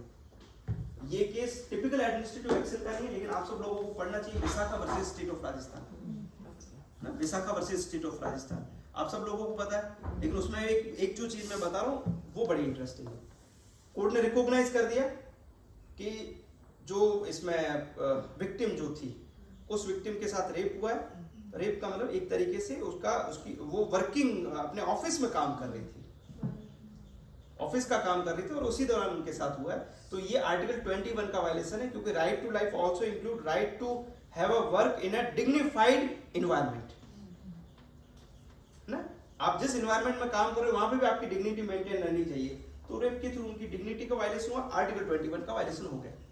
लेकिन सिर्फ रिकॉग्नाइज थोड़ी करना है कि वायलेशन हो गया, where is the remedy? Compensation court ने अब उसके लिए विशाखा में कंपनसेशन की भी बात की गई, and how can you calculate the compensation, इसकी भी बात की गई। आप सब लोगों को ये नोटिस करना चाहिए, एडमिनिस्ट्रेटिव ऑफिसर को। कोर्ट ने क्या बोला कि हम कंपनसेशन कैसे करेंगे, कंपनसेशन के लिए फैक्टर्स क्या क्या इंक्लूड किए जाएंगे, कौन कौन सी एक्सटर्नलिटीज इंक्लूड की जाएगी। उसमें पहली चीज ये है कि जैसे मान लीजिए एक कैंडिडेट, एक फीमेल एम्प्लॉयज के साथ अगर रेप होता है, तो रेप एक ये फैक्टर है, लेकिन कॉम्पनसेशन में कुछ और भी इंक्लूड करना पड़ेगा। क्या कि एक महिला के साथ अगर किसी इंस्टीट्यूशन में कुछ गलत हो जाता है, तो वो महिला शायद अगले 2 या 3 महीने ऑफिस नहीं आएगी, पॉसिबिलिटी है। तो 3 महीने तक उसको फाइनेंशियल लॉसेस हुआ। दूसरा एक और चीज हो सकती है कि हो सकता है वो ये जॉब ही छोड़ दे, ये भी तो फाइनेंशियल लॉसेस है। हो सकता है कि वो नए किसी जगह अप्लाई करे, उसको लग रहा है कि नहीं मैं इस एनवायरनमेंट में काम नहीं कर पाऊंगी, वो नए इंस्टीट्यूशन जाएगी, अप्लाई करेगी वहां पे, और नए इंस्टीट्यूशन वालों को पता है कि ये मैडम वहां पे 80,000 इनको पे किया जा रहा था, लेकिन अभी इनके साथ ये सीन हो गया। तो हो सकता है कि वो भी अनड्यू इन्फ्लुएंस करे, वो बोलेंगे नहीं मैम हम तो यहाँ 50,000 ही देंगे आपको, तो मजबूरी में उसको 50,000 में काम करना पड़ेगा। ये भी तो फाइनेंशियल लॉसेस है। तो कोर्ट ने इन सारे फाइनेंशियल लॉसेस को इन इस तरह के जो वर्किंग वुमेन्स के साथ अगर सेक्सुअल हरेसमेंट होता है, तो इन सारे जो भी जो फैक्टर्स हैं इनको इंक्लूड करके कॉम्पनसेशन दिया जाए। ये ध्यान रखिएगा आप, क्योंकि now compensation is a part of article 21 fundamental right. So इस तरीके से ये पूरा मैंने फंडामेंटल राइट का आपको एस्पेक्ट बताया कि कोई भी एडमिनिस्ट्रेटिव एक्शन करते समय आर्टिकल 14, 19, 21, आर्टिकल 32 इनको मेजरली कंसीडर करना बहुत जरूरी। ये फर्स्ट इंपॉर्टेंट, इसमें सारे प्रिंसिपल्स थे, इक्वलिटी, लिबर्टी, फ्रीडम, इन सारे प्रिंसिपल्स, कॉन्स्टिट्यूशनल प्रिंसिपल्स को ध्यान में रखा जाता है इन एडमिनिस्ट्रेटिव फंक्शंस को एग्जीक्यूट करते समय। सेकेंड एस्पेक्ट आता है कि इन्हीं कॉन्स्टिट्यूशनल प्रिंसिपल का सेकेंड इंपॉर्टेंट जो जिसे हम कहें कि एक्सप्रेशन है, वो आपको directive principle of state policies में मिलता है, आर्टिकल 36 टू आर्टिकल 51, है ना। Article 36 to article 51 part 4 of the Indian constitution, ये सारे प्रिंसिपल्स जो है जिसमें equal wages, equal pay, better health services, equally treat करना वुमेन्स को वर्किंग ऑफिसेज में, ये सारे प्रिंसिपल्स जो है वो इसमें दे रखे हैं। यानी आपका कोई भी एडमिनिस्ट्रेटिव एक्शन एग्जीक्यूट करते समय आपको इन सारे directive principle of state policies को ध्यान में रखना है। और बड़ी important, yes ma'am please. Sir, sorry, I'm again going back to the Vishaka case. Yes, ma'am. Because that was in my mind that you said that there were detailed guidelines, in fact, instructions given by the Supreme Court, how to give compensation, how to calculate this. So is this also the thing which we discussed yesterday, which is using the executive powers? 141 section है उसमें, using the Executive powers. Code जब तक It is guidelines not, it is not courts, Vishakha मैं आपको बताता हूँ, yes not section 141, it's article article 141 है ना। कॉन्स्टिट्यूशन में जो है उनको आर्टिकल्स बोला जाता है, ध्यान रखिएगा। बाकी एक्ट में जो है सेक्शन। मैम इशू क्या है कि जुडिशरी नॉर्मली लॉ नहीं बनाती। हाँ, मैं आपको बता जुडिशरी ने बोला है कि ये एक तो होता है, देखो किसी महिला के साथ अगर रेप होता है तो अपने आप में ऑफेंस है, उसके लिए हमारे पास आईपीसी में सेक्शन थे, बट कोर्ट ने बोला कि दिस इज अ वेरी, ये अपने आप में एक अलग सिचुएशन है जहां पे वर्किंग वुमेन के साथ हो रहा है। मतलब एक महिला एक पब्लिक इंस्टीट्यूशन में भी सुरक्षित नहीं है, ये अपने आप में यूनिक केस है। कोर्ट यहाँ पे ये नहीं बोल रहा है, रेप को कैटेगराइज नहीं कर रहा है, बट वो बोल रहा है कि आप स्टेट के साथ रहते हो भी आप सुरक्षित नहीं हो। that's why it was related. So accordingly what they have done, yes, accordingly what they have done, उनके प्रोटेक्शन के लिए उन्होंने बोला कि उनको बोला लॉ बनाइए अलग। पहले बोला लॉ है क्या, नहीं था लॉ उस समय। तो इन 1997 the supreme court has given a guidelines कि जब तक लॉ नहीं बनेगा मैं गाइडलाइंस देता हूं, that is a Vishakha guidelines. And that Vishakha guidelines were जिसे हम लोग एप्लीकेबल थी, क्योंकि आर्टिकल 141 ऑफ इंडियन कॉन्स्टिट्यूशन बोलता है कि सुप्रीम कोर्ट के जिस लॉ को सुप्रीम कोर्ट डिक्लेयर करती दैट इज अ बाइंडिंग। तो जब तक लॉ नहीं बना है तो सुप्रीम कोर्ट का ये जजमेंट बाइंडिंग है। और कोर्ट ने बोला था पार्लियामेंट को कि जल्दी से जल्दी प्रिवेंशन ऑफ सेक्सुअल हैरेसमेंट से रिलेटेड एक्ट बनाओ। अभी के लिए हम गाइडलाइंस दे रहे हैं, है ना। उन्होंने कॉम्प्रिहेंसिव लॉ नहीं बनाया लेकिन गाइडलाइंस दी और बोला जल्दी से जल्दी बनाओ। और हमारी पार्लियामेंट ने बहुत जल्दी 2013 में ये लॉ बनाया। It took almost 17 years. जो फेमिनिस्ट ज्यूरिस्प्रूडेंस में बोला जाता है law is a male, law is a politics, है ना। तो वो दिखता है इसमें, इस पे हम बात नहीं करेंगे, ये हमारा टॉपिक नहीं है हमारा। तो मैं डीपीएसपी पे फिर से आता हूँ। Directive principle of state policies के हर प्रिंसिपल्स को ध्यान में रखना जरूरी है। जैसा मैंने आपको कल बताया था कि directive principle of state policies जो है वो डायरेक्टली कोरिलेट होके चलती है किसके साथ, आपका जो फंडामेंटल राइट है उनके साथ। जैसे अगर आप लोग एक आर्टिकल 43 पढ़ेंगे जो बोलता है इक्वल वेजेस, लिविंग वेजेस की बात करता है। अगर किसी ऑफिस में ही मान लीजिए एडमिनिस्ट्रेटिव ऑफिस में मान लीजिए या किसी भी इंस्टीट्यूशन में एक ही काम के लिए मेल को 100 रुपए मिल रहे हैं और फीमेल को 80 रुपए मिल रहे हैं, मान लीजिए, ये एक्शन अपने आप में ठीक नहीं है ना। क्यों ठीक नहीं है? या मान लीजिए किसी इंस्टीट्यूशन ने ऐसी पॉलिसी बना दी, बहुत सारे प्राइवेट इंस्टीट्यूशंस में है ऐसा, वहां का एडमिनिस्ट्रेशन है वो इस तरह की चीजें करता है कभी कभी, बना दी, और जैसे ही आपने ये बनाया उसको मान लीजिए हम लोग डीपीएसपी के कॉन्टेक्स्ट में देखें तो आर्टिकल 43 का वायलेशन है, क्योंकि आर्टिकल 43 लिविंग वेजेस है, इक्वल वेजेस की बात करता है। लेकिन ध्यान दीजिए, मैंने अभी थोड़ी देर पहले आपको बोला डीपीएसपी फंडामेंटल राइट के साथ पैरेलल चलते हैं। डीपीएसपी नॉर्मली नॉन एनफोर्सेबल है, बट मिनर्वा मिल्स ने बोल दिया है कि डीपीएसपी पैरेलल चलता है फंडामेंटल राइट के साथ, तो इस हिसाब से वो एनफोर्सेबल हो सकता है। तो अगर आप एक ही काम के लिए एक आदमी को 100 रुपए और औरत को 80 रुपए दे रहे हो तो वो डीपीएसपी का वायलेशन तो है ही, लेकिन वो एक फंडामेंटल राइट का भी वायलेशन है। कौन सा? Article 24। Article 24 talks about the force labour. Force labour जो अगर आप फोर्स लेबर करवाते हो बेकार, वो फंडामेंटल राइट का वायलेशन है। तो अगर आप एक ही काम के लिए एक आदमी को 100 रुपए और औरत को 80 रुपए दे रहे हो तो औरत के साथ जो रहा that is a force labour, article 24 का वायलेशन। बहुत जगह जो डीपीएसपी आपको बहुत सारी एडमिनिस्ट्रेटिव एक्शंस को कंट्रोल करने के लिए डीपीएसपी बार बार सामने आता है। मैं आपको बहुत एक इंटरेस्टिंग सा एग्जांपल बताता हूं। रिसोर्सेज डिस्ट्रीब्यूशन के केसेस में कि जब आपको रिसोर्सेज डिस्ट्रीब्यूशन, जैसे बहुत सारे जो लोग हैं उनका आप लोगों ने देखा होगा कि 1950s के ऑनवर्ड हमारे यहाँ बहुत सारे ऐसे लोग हैं जिनके पास लैंड नहीं थी, तो लैंड सबके पास आए। इसके लिए क्या हुआ कि लैंड रिफॉर्म लॉज इंट्रोड्यूस किए गए। इंडियन कॉन्स्टिट्यूशन में एक आर्टिकल है 31 क्लॉज 2 और 31 क्लॉज 1 एंड क्लॉज 2, वो क्लियरली बोलता है कि अगर आप लोगों में इकोनॉमिक जस्टिस देना चाहते हो, क्योंकि directive principle of state policy 37 onwards पढ़ेंगे, उसमें लिखा हुआ है social political and economic justice देना डीपीएसपी का काम है।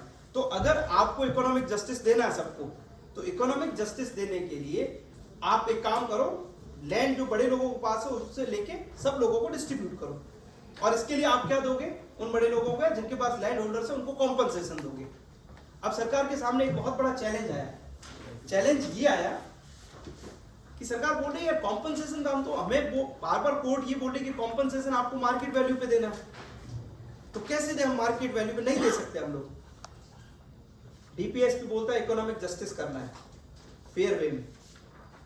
आपने एडमिनिस्ट्रेटिव एक्शन लेते हुए लैंड को एक्वायर करना शुरू किया, और उस लैंड को एक्वायर करते हुए आपने क्या किया कि कॉम्पनसेशन देना कॉन्स्टिट्यूशनल मैंडेट है मार्केट वैल्यू पे, लेकिन आपको पता है कॉम्पनसेशन पैसा उतना हमारे पास नहीं है, तो इसको कैसे डील किया जाए। बाद में 31 क्लॉज 2 में अमेंडमेंट कर दिया उन्होंने, और कॉम्पनसेशन की जगह वर्ड डाल दिया अमाउंट।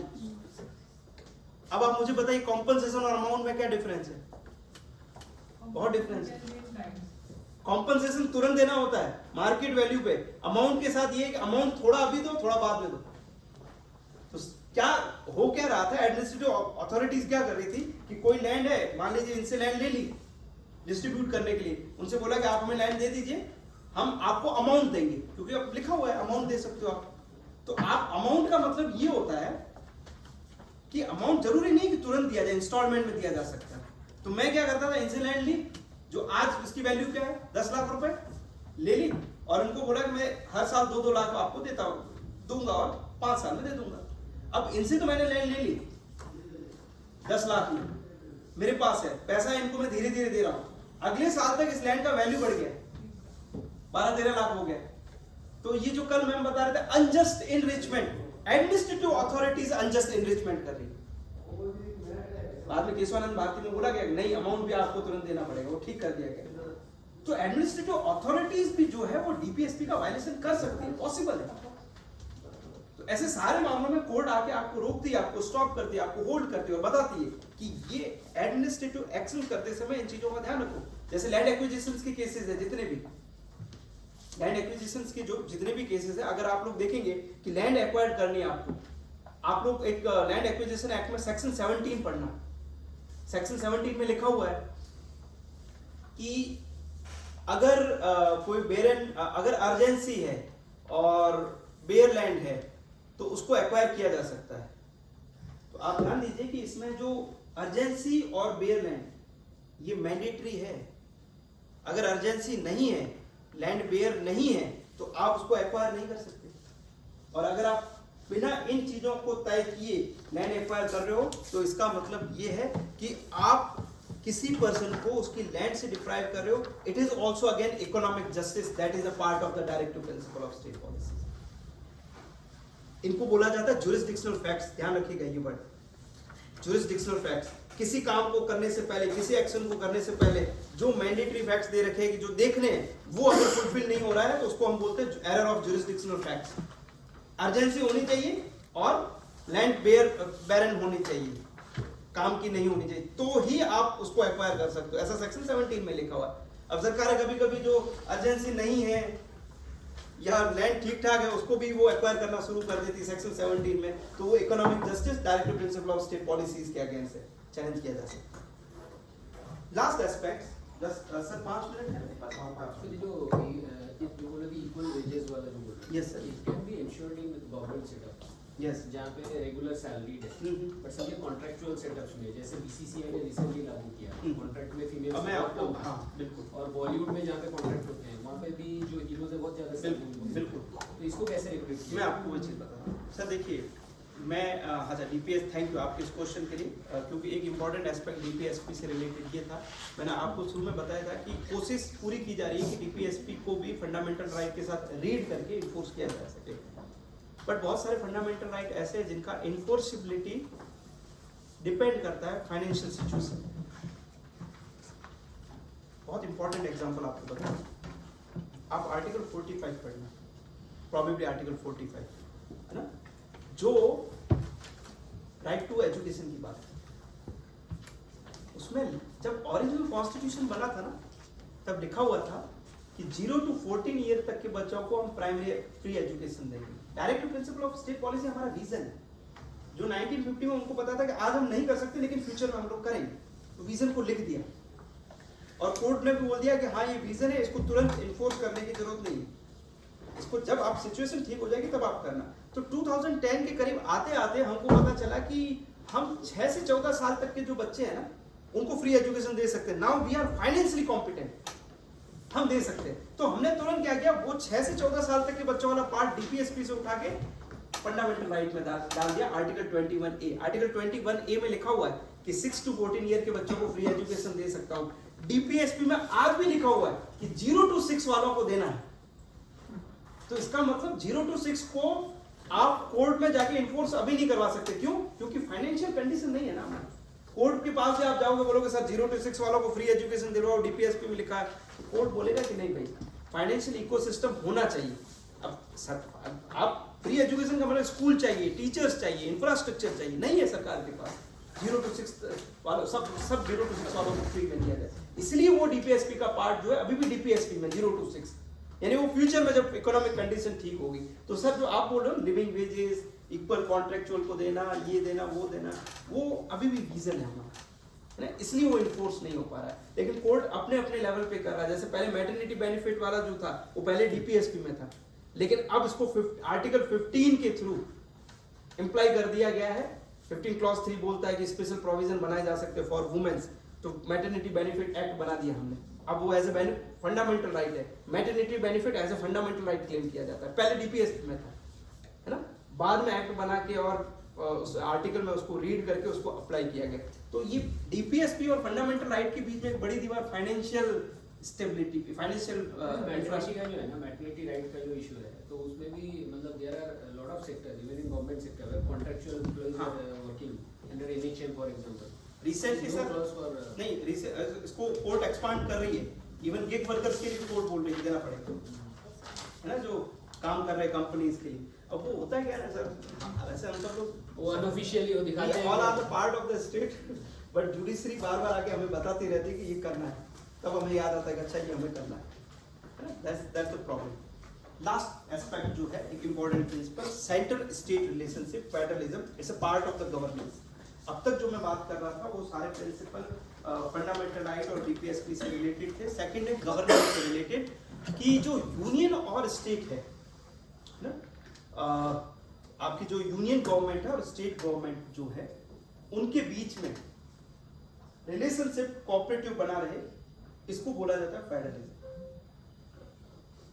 और कोई भी एक्शन करते समय दोनों के बीच में झगड़ा ना हो, उस झगड़े को ठीक करने के लिए जो प्रिंसिपल आपके सामने रखा जाता है उसको बोला जाता है फेडरलिज्म।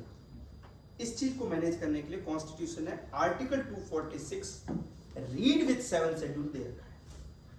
आर्टिकल 246 में क्लियरली लिखा हुआ है कि central government can, parliament can make law on the subject matter of the central list, state legislature can make law on the subject matter of the state list, and both can make law on a separate concurrent list. Union list या जो central list है उस पर total 97 subject matter है, जो सिर्फ union देखेगा, defence, war, currency, वो सिर्फ यूनियन देखेगा, यूनियन लेजिस्लेचर। स्टेट लिस्ट में जो सब्जेक्ट मैटर है उसको सिर्फ स्टेट लेजिस्लेचर देखेगी, जैसे पब्लिक हेल्थ हो गया, लॉ एंड ऑर्डर हो गया, और जो आपका ये कॉन्करेंट है उसमें दोनों मिलकर काम करते हैं, जैसे क्रिमिनल लॉज है, फैमिली लॉज है, स्टेट। अब पॉइंट है, ये तो मैंने आपको लेजिस्लेचर के बारे में बताया, यानी लॉ इन पे बना सकती है यूनियन लेजिस्लेचर और स्टेट लेजिस्लेचर। एक आर्टिकल 73 आप लोग पढ़ना, उसमें एक चीज और लिखी हुई है, ऐसे स्टेट लेवल पे 153 है, ऐसे ऊपर 73, उसमें लिखा हुआ है कि जिन जिन सब्जेक्ट मैटर पे यूनियन लेजिस्लेचर लॉ बना सकती है, उन सब्जेक्ट मैटर पे यूनियन गवर्नमेंट एडमिनिस्ट्रेशन एग्जीक्यूटिव कर सकता है। कॉइन से रिलेटेड, करंट, जैसे आप करेंसी है ना, मनी, ये यूनियन का सब्जेक्ट मैटर है।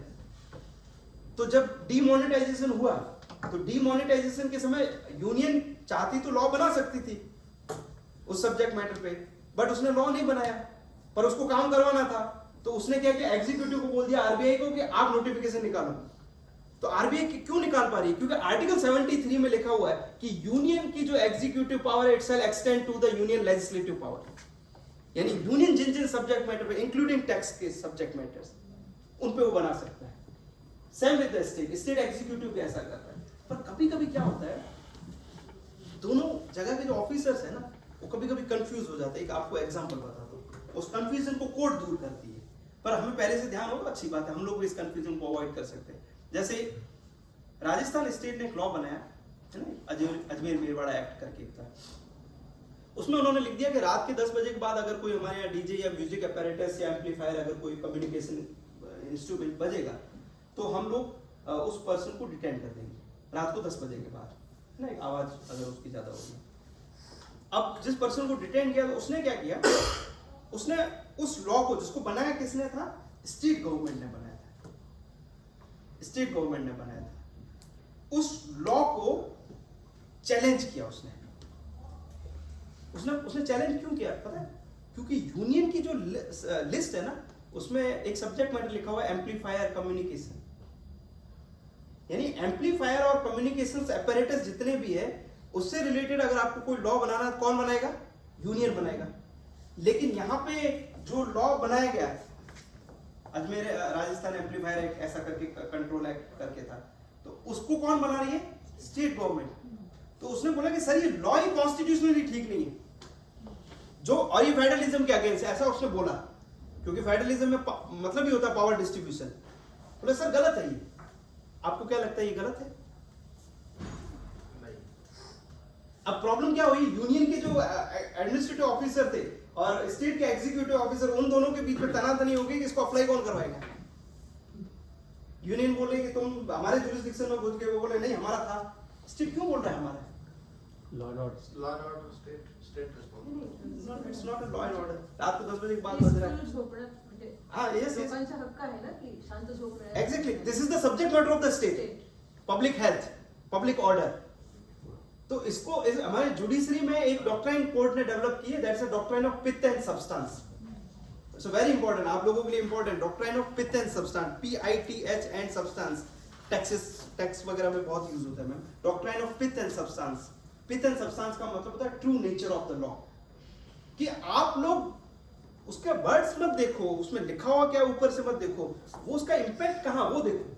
अब मुझे बताइए वो एक्ट किस लिए बनाया गया? उस एक्ट का असली पर्पस था कि रात को 10 बजे का पब्लिक ऑर्डर डिस्टर्ब, इसलिए बनाया गया। तो पब्लिक ऑर्डर पता है हमें, अपैरेटस वगैरह इनसे डिस्टर्ब हो सकता है, तो एक्चुअल पिथ एंड सब्सटेंस उसकी ये है। और अगर उसका एक्चुअल ऑब्जेक्ट है पब्लिक ऑर्डर को मेंटेन करना, तो इसका मतलब स्टेट जो है उसके पास जुरिस्डिक्शन है पब्लिक ऑर्डर में काम करना। Public order is a jurisdiction of the state list, इसलिए ये जो लॉ स्टेट ने बनाया वो ठीक बनाया। वर्ड देख के चक्रा मत जाना कि ऊपर लिखा हुआ तो ये यूनियन का होगा। आप ये देखिए बहुत सारी ऐसी चीजें कभी कभी होता है ना कि ये हमारे फेडरल सिस्टम में ये भी अलाउ है कि आपको अपने जुरिस्डिक्शन का काम अच्छे से इंप्लीमेंट करवाने के लिए अगर थोड़ा सा लिस्ट में इधर उधर जाना भी पड़ रहा है ना तो it's okay. Last important article इसी फेडरलिज्म से रिलेटेड, यस उसमें जो नेम था ना एक्ट का, उसमें कुछ हेल्थ वगैरह वर्ड है और फिर अंदर कुछ देखिए मैं आपको बताता हूँ, मैं आपको बता दूंगा सर, मैं जस्ट मिस कर रहा हूँ एकदम से उसका नाम एक्ट था। बेसिकली क्या होता है उसमें कोर्ट ने डिफरेंशिएशन किया था कि यूनियन एम्पलीफायर्स पे लॉ कब बनाएगा, उन एम्पलीफायर्स की लाइसेंसिंग है ना, या उनको सेल करना, उनका प्रोडक्शन, उनका मैन्युफैक्चरिंग, ये जुरिस्डिक्शन यूनियन के पास रहेगा। बट अगर इससे रिलेटेड पब्लिक हेल्थ डिस्टर्ब हो रही है तब वो स्टेट के पास है। तो कोर्ट बताती है, आपको डिस्टिंग करती है, समझाती है कि कहाँ इसका यूज करना, कहाँ उसका यूज करना, है ना। बहुत इंटरेस्टिंग है, इस पे आपका लिबरल हार्मोनियस कंस्ट्रक्शन वगैरह कहीं कहीं तो आप एक बहुत पुराना एक केस है सीपी बरार प्रोविंशियल केस एक करके, बहुत पुराना केस है प्रिवी काउंसिल का। उसमें तो उन्होंने बताया और ये भी बताया कि excise duty and sale tax इस पे डिस्प्यूट हो गया। तो कोर्ट ने चेक किया कोर्ट ने तो चेक किया और पता चला कि एक्साइज ड्यूटी जो है वो प्रोडक्शन से लेके कंज्यूमर से लास्ट कंज्यूमर तक से पहले की जितने भी चीजें हैं वो एक्साइज ड्यूटी में आती है ना, और लास्ट कंज्यूमर के पास पहुंचा। जैसे इन्होंने मैन्युफैक्चर किया, फिर इन्होंने होलसेलर को दिया, फिर रिटेलर को दिया, फिर रिटेलर ने कंज्यूमर को दिया। तो अब इन दोनों के बीच में जो हुआ है ना, तो ये सेल होता है ना। तो अब स्टेट ने क्या किया, एक लॉ बनाया, और स्टेट क्या है, यहां से वो टैक्स लेना शुरू कर रहा था, यहां से टैक्स लेना शुरू कर रहा था। और यूनियन ने बोला कि नहीं, यहां तक एक्साइज रहती है, हमारा जुरिस्डिक्शन, आप कैसे आ रहे हो। तो कोर्ट ने उस मैटर में ना, बहुत रेयर है, उसमें कोर्ट ने बोला कि बात तो सही है, एक्साइज यहां तक और स्टेट इसमें घुस रहा है, पर कोर्ट ने ये भी बोला था कि हम स्टेट के इस लॉ को इनवैलिड नहीं करेंगे उस केस में। क्यों? उन्होंने बोला कि सर, यूनियन को बोला कि ये थोड़ा सा पुराना केस है ना, आज़ादी से पहले। तो उन्होंने बोला कि नहीं सर, ये जो स्टेट है ना, इसके पास दूसरा कुछ रिसोर्सेज ही नहीं है। उनका ऑटोनॉमी भी है ना स्टेट का। एग्जैक्टली, बिल्कुल, उनका ऑटोनॉमी तो है, और इनके पास, उसको जस्टिफाई किया कोर्ट ने, उनके पास और कोई रिसोर्सेज ही नहीं, आपको करना पड़ेगा ये। तो कोर्ट ने हार्मोनाइज किया, कोर्ट ने बोला, यूनियन को बोल दिया, एक काम करो, आप इतना तक ले लो और उनको थोड़ा इतना दे दो। That is a liberal and harmonise construction. ये बहुत यूज करती है कोर्ट।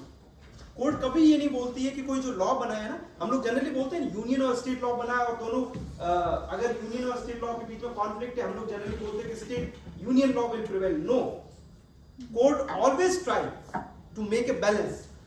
जब वो बैलेंस नहीं हो पा रहा है, फाइनली जाके वो यूनियन लॉ को प्रिवेल करता है स्टेट के ऊपर। इसका बहुत सुंदर एग्जांपल है आर्टिकल 254। आप सब लोगों को ध्यान से देखना चाहिए। आर्टिकल 254 जो है इंडियन कॉन्स्टिट्यूशन का, उसमें क्लियरली लिखा हुआ है, मैंने आपको थोड़ी देर पहले बताया था कि 3 लिस्ट है। थर्ड लिस्ट है concurrent list. Concurrent means a subject matter on which both can make law और both can execute the law. Concurrent में क्रिमिनल, लेबर, फैमिली, सारे इश्यूज है। अब 254 क्लॉज 1 में पहले लिखा हुआ क्लियरली, देखिए फेडरलिज्म कितना सुंदर तरीके से चलता है। 254 क्लॉज 1 में लिखा हुआ है कि अगर कॉन्करेंट पे दोनों लोगों ने लॉ बनाया है और कॉन्फ्लिक्ट थोड़ा लग रहा है, तो यूनियन विल प्रिवेल, पहले ये लिखा हुआ है। तो हमें लगेगा यार फेडरलिज्म तो गड़बड़ हो गया। फिर लेकिन 254 क्लॉज 2 में लिखा हुआ है कि अगर स्टेट को अपनी जरूरत लग रही है, बहुत ज्यादा लग रहा है कि नहीं, ये स्टेट लॉ, ये इस पॉइंट पे हमारे स्टेट में एटलीस्ट ये लॉ चले, तो वो अगर प्रेसिडेंट को भेजेंगे और प्रेसिडेंट ने यस कर दिया तो वो एप्लीकेबल है। जैसे लेबर लॉज यूनिफाइड कोड है हमारे पास ऑलरेडी, मैं अभी वो नए वाले कोड की नहीं बात कर रहा हूं, इससे पहले वो अभी नोटिफाइड नहीं हुए, सर ने भी बताया था कल। जो पहले वाले जो लेबर लॉज थे वो ऑलरेडी पूरे सेंट्रल लेवल पे चल रहे थे। Labour is a concurrent jurisdiction, उस पे यूनियन ने बना रखा था। 2014-15 के आसपास जैसे राजस्थान स्टेट जो है, उनको लगा कि हमारे यहाँ जो लेबर लॉज है, हमारे यहाँ की कंडीशनिंग थोड़ी अलग है, जरूरतें थोड़ी अलग है, हम लोग इस पे लॉ बनाना चाहते हैं। बिल्कुल बना सकते हैं, कॉन्करेंट ज्यूरिसडिक्शन है। लेकिन 254 क्लॉज 1 बोल रहा है कि दोनों ने एक पे बनाया और थोड़ा कॉन्फ्लिक्ट लिखा तो यूनियन विल प्रिवेल। लेकिन स्टेट ने बोला कि सर हमें करवाना पड़ेगा, मजबूरी है। तो उन्होंने क्या किया, किसको भेज दिया, प्रेसिडेंट को। प्रेसिडेंट ने उस लॉ को देखा और बोला कि नहीं, स्टेट की जरूरत के अकॉर्डिंग है, इसलिए राजस्थान में उनके अपने लेबर लॉ और सेंट्रल लॉ दोनों चलते हैं। That is a federalism. एक छोटा सा एग्जांपल सर, इसमें प्रेसिडेंट को अगर भेजना है, हाँ, president works under the guidance of no, उसमें बिल्कुल मैं आपको एक बताता हूँ, उसमें सेंटर की एडवाइस ली जाती है। बात नॉर्मली बहुत सारे लॉज में सेंटर की एडवाइस बहुत सारे क्या ऑलमोस्ट सब में ली जाती है। इसमें एक बहुत अच्छा जजमेंट भी इसमें कोर्ट ने बोला था कि 254 क्लॉज 2 में जो प्रेसिडेंट के पास पावर है, that is a constituent power, it's a very rare power. ये ऑलमोस्ट लॉ मेकिंग जैसी पावर है। इसमें प्रेसिडेंट एडवाइस लो और नहीं लो, इससे कोई फर्क नहीं पड़ रहा है। It's a constituent power, it is a power like a constituent assembly. आपको स्टेट के हितों को कंट्रोल करना बहुत जरूरी है। Federalism, that's very important, it's a constitutional principle. उसमें अगर आपको लग रहा है कि यूनियन की एडवाइस का शायद स्टेट के लिए ठीक नहीं है, you can avoid that. And the court has clearly said it's a the power mentioned under 254 clause 2, which is given to the president, is a constituent power, CONSTITUNT. और ये तो कोर्ट ने बोला था। और पूरे कॉन्स्टिट्यूशन में कॉन्स्टिट्यूएंट वर्ड एक ही जगह यूज हुआ, आर्टिकल 368 में अमेंडमेंट के दौरान। ये कॉन्स्टिट्यूएंट बहुत इंपॉर्टेंट वर्ड है। ये कॉन्स्टिट्यूएंट पावर सिर्फ कॉन्स्टिट्यूएंट असेंबली के पास थी, जो 368 में पार्लियामेंट को दी गई कि जब कॉन्स्टिट्यूशन को अमेंड करना है तो कॉन्स्टिट्यूशन को अमेंड करना is like a making of the constitution. तो उस समय जो पावर यूज की जाती है that is a constituent power, it's a very rare power.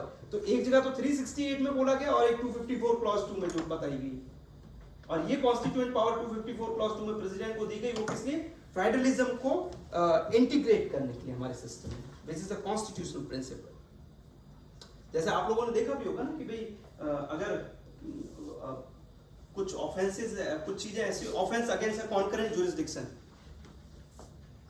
अगर आप लोग देखें हमारे जो क्रिमिनल लॉज है उसमें बैटिंग या गैम्बलिंग इज एन ऑफेंस, ठीक है?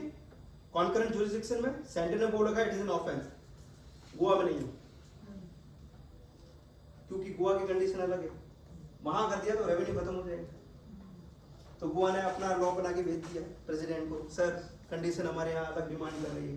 प्रेसिडेंट बोला ओके, गोवा में it's not an offence, centre में ऑफेंस है। सेंटर में बाकी स्टेट्स में ये जो दैट्स अ फेडरलिज्म। 254 के लिए पॉकेट वीटो अप्लाइड होता है क्या?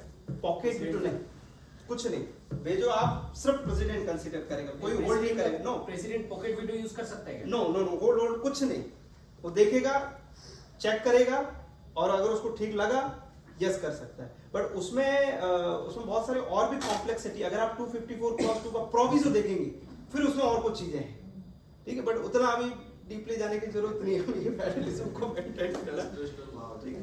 हाँ, ठीक है। सो ये बेसिकली ये इंपॉर्टेंट लास्ट फेडरलिज्म वाला जो गवर्नेंस प्रिंसिपल हमने डिस्कस किया, और उससे पहले इंपॉर्टेंट जो फंडामेंटल राइट एंड डीपीएसपी, ये सारी चीजें मैटर करती है when you are executing any rule, any notification, any by law, और you are doing any sort of administrative action और फंक्शन।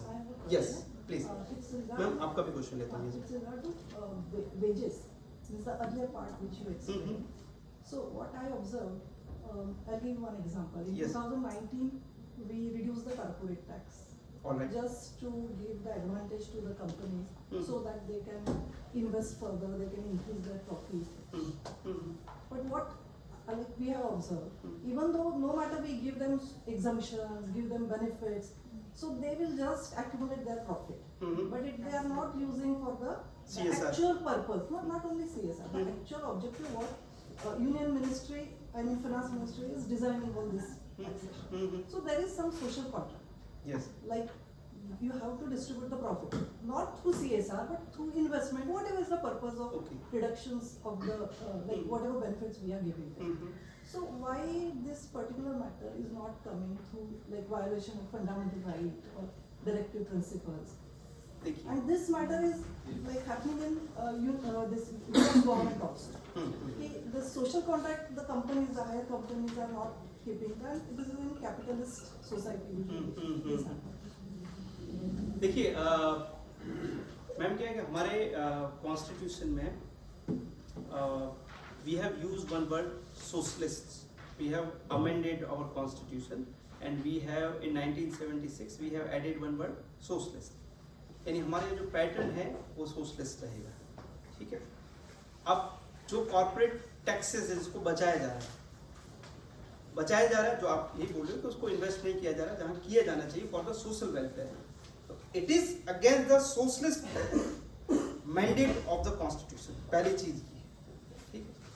अब लेकिन इश्यू ये है कि हम लोगों ने नो डाउट कि एक सोशलिस्ट पैटर्न फॉलो कर रखा है, पर हो क्या रहा है कि अगर आप जो रिसेंटली देखिए बहुत सारी चीजें ये लोग कैसे डेवलप करते हैं कि जो नए नए जो थिंकर्स आ रहे हैं ना उसके हिसाब से भी चीज़ों को किया जा रहा है। जैसे मैं आपको एग्जांपल बता रहा हूँ, जॉन रॉल्स नाम के एक थिंकर है, उन्होंने सोशल जस्टिस की कुछ नई थ्योरी दी है। सोशल जस्टिस की जो नई थ्योरी है वो उन्होंने कैपिटलिस्ट फॉर्म में दी है, जिसके थ्रू वो सोशल जस्टिस करवा रहे हैं कैपिटलिस्ट मॉडल में।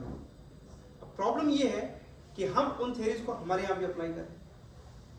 1991 के बाद जैसे आपने एलपीजी इंट्रोड्यूस किया, लिबरलाइजेशन, प्राइवेटाइजेशन एंड ग्लोबलाइजेशन, आपके ऊपर ये मैंडेट आ गया कि आपको प्राइवेट एंटिटीज या जो भी कंपनीज है जो कॉर्पोरेट मनी क्रिएट कर रही है उनको आपको प्रोटेक्ट करना पड़ रहा है।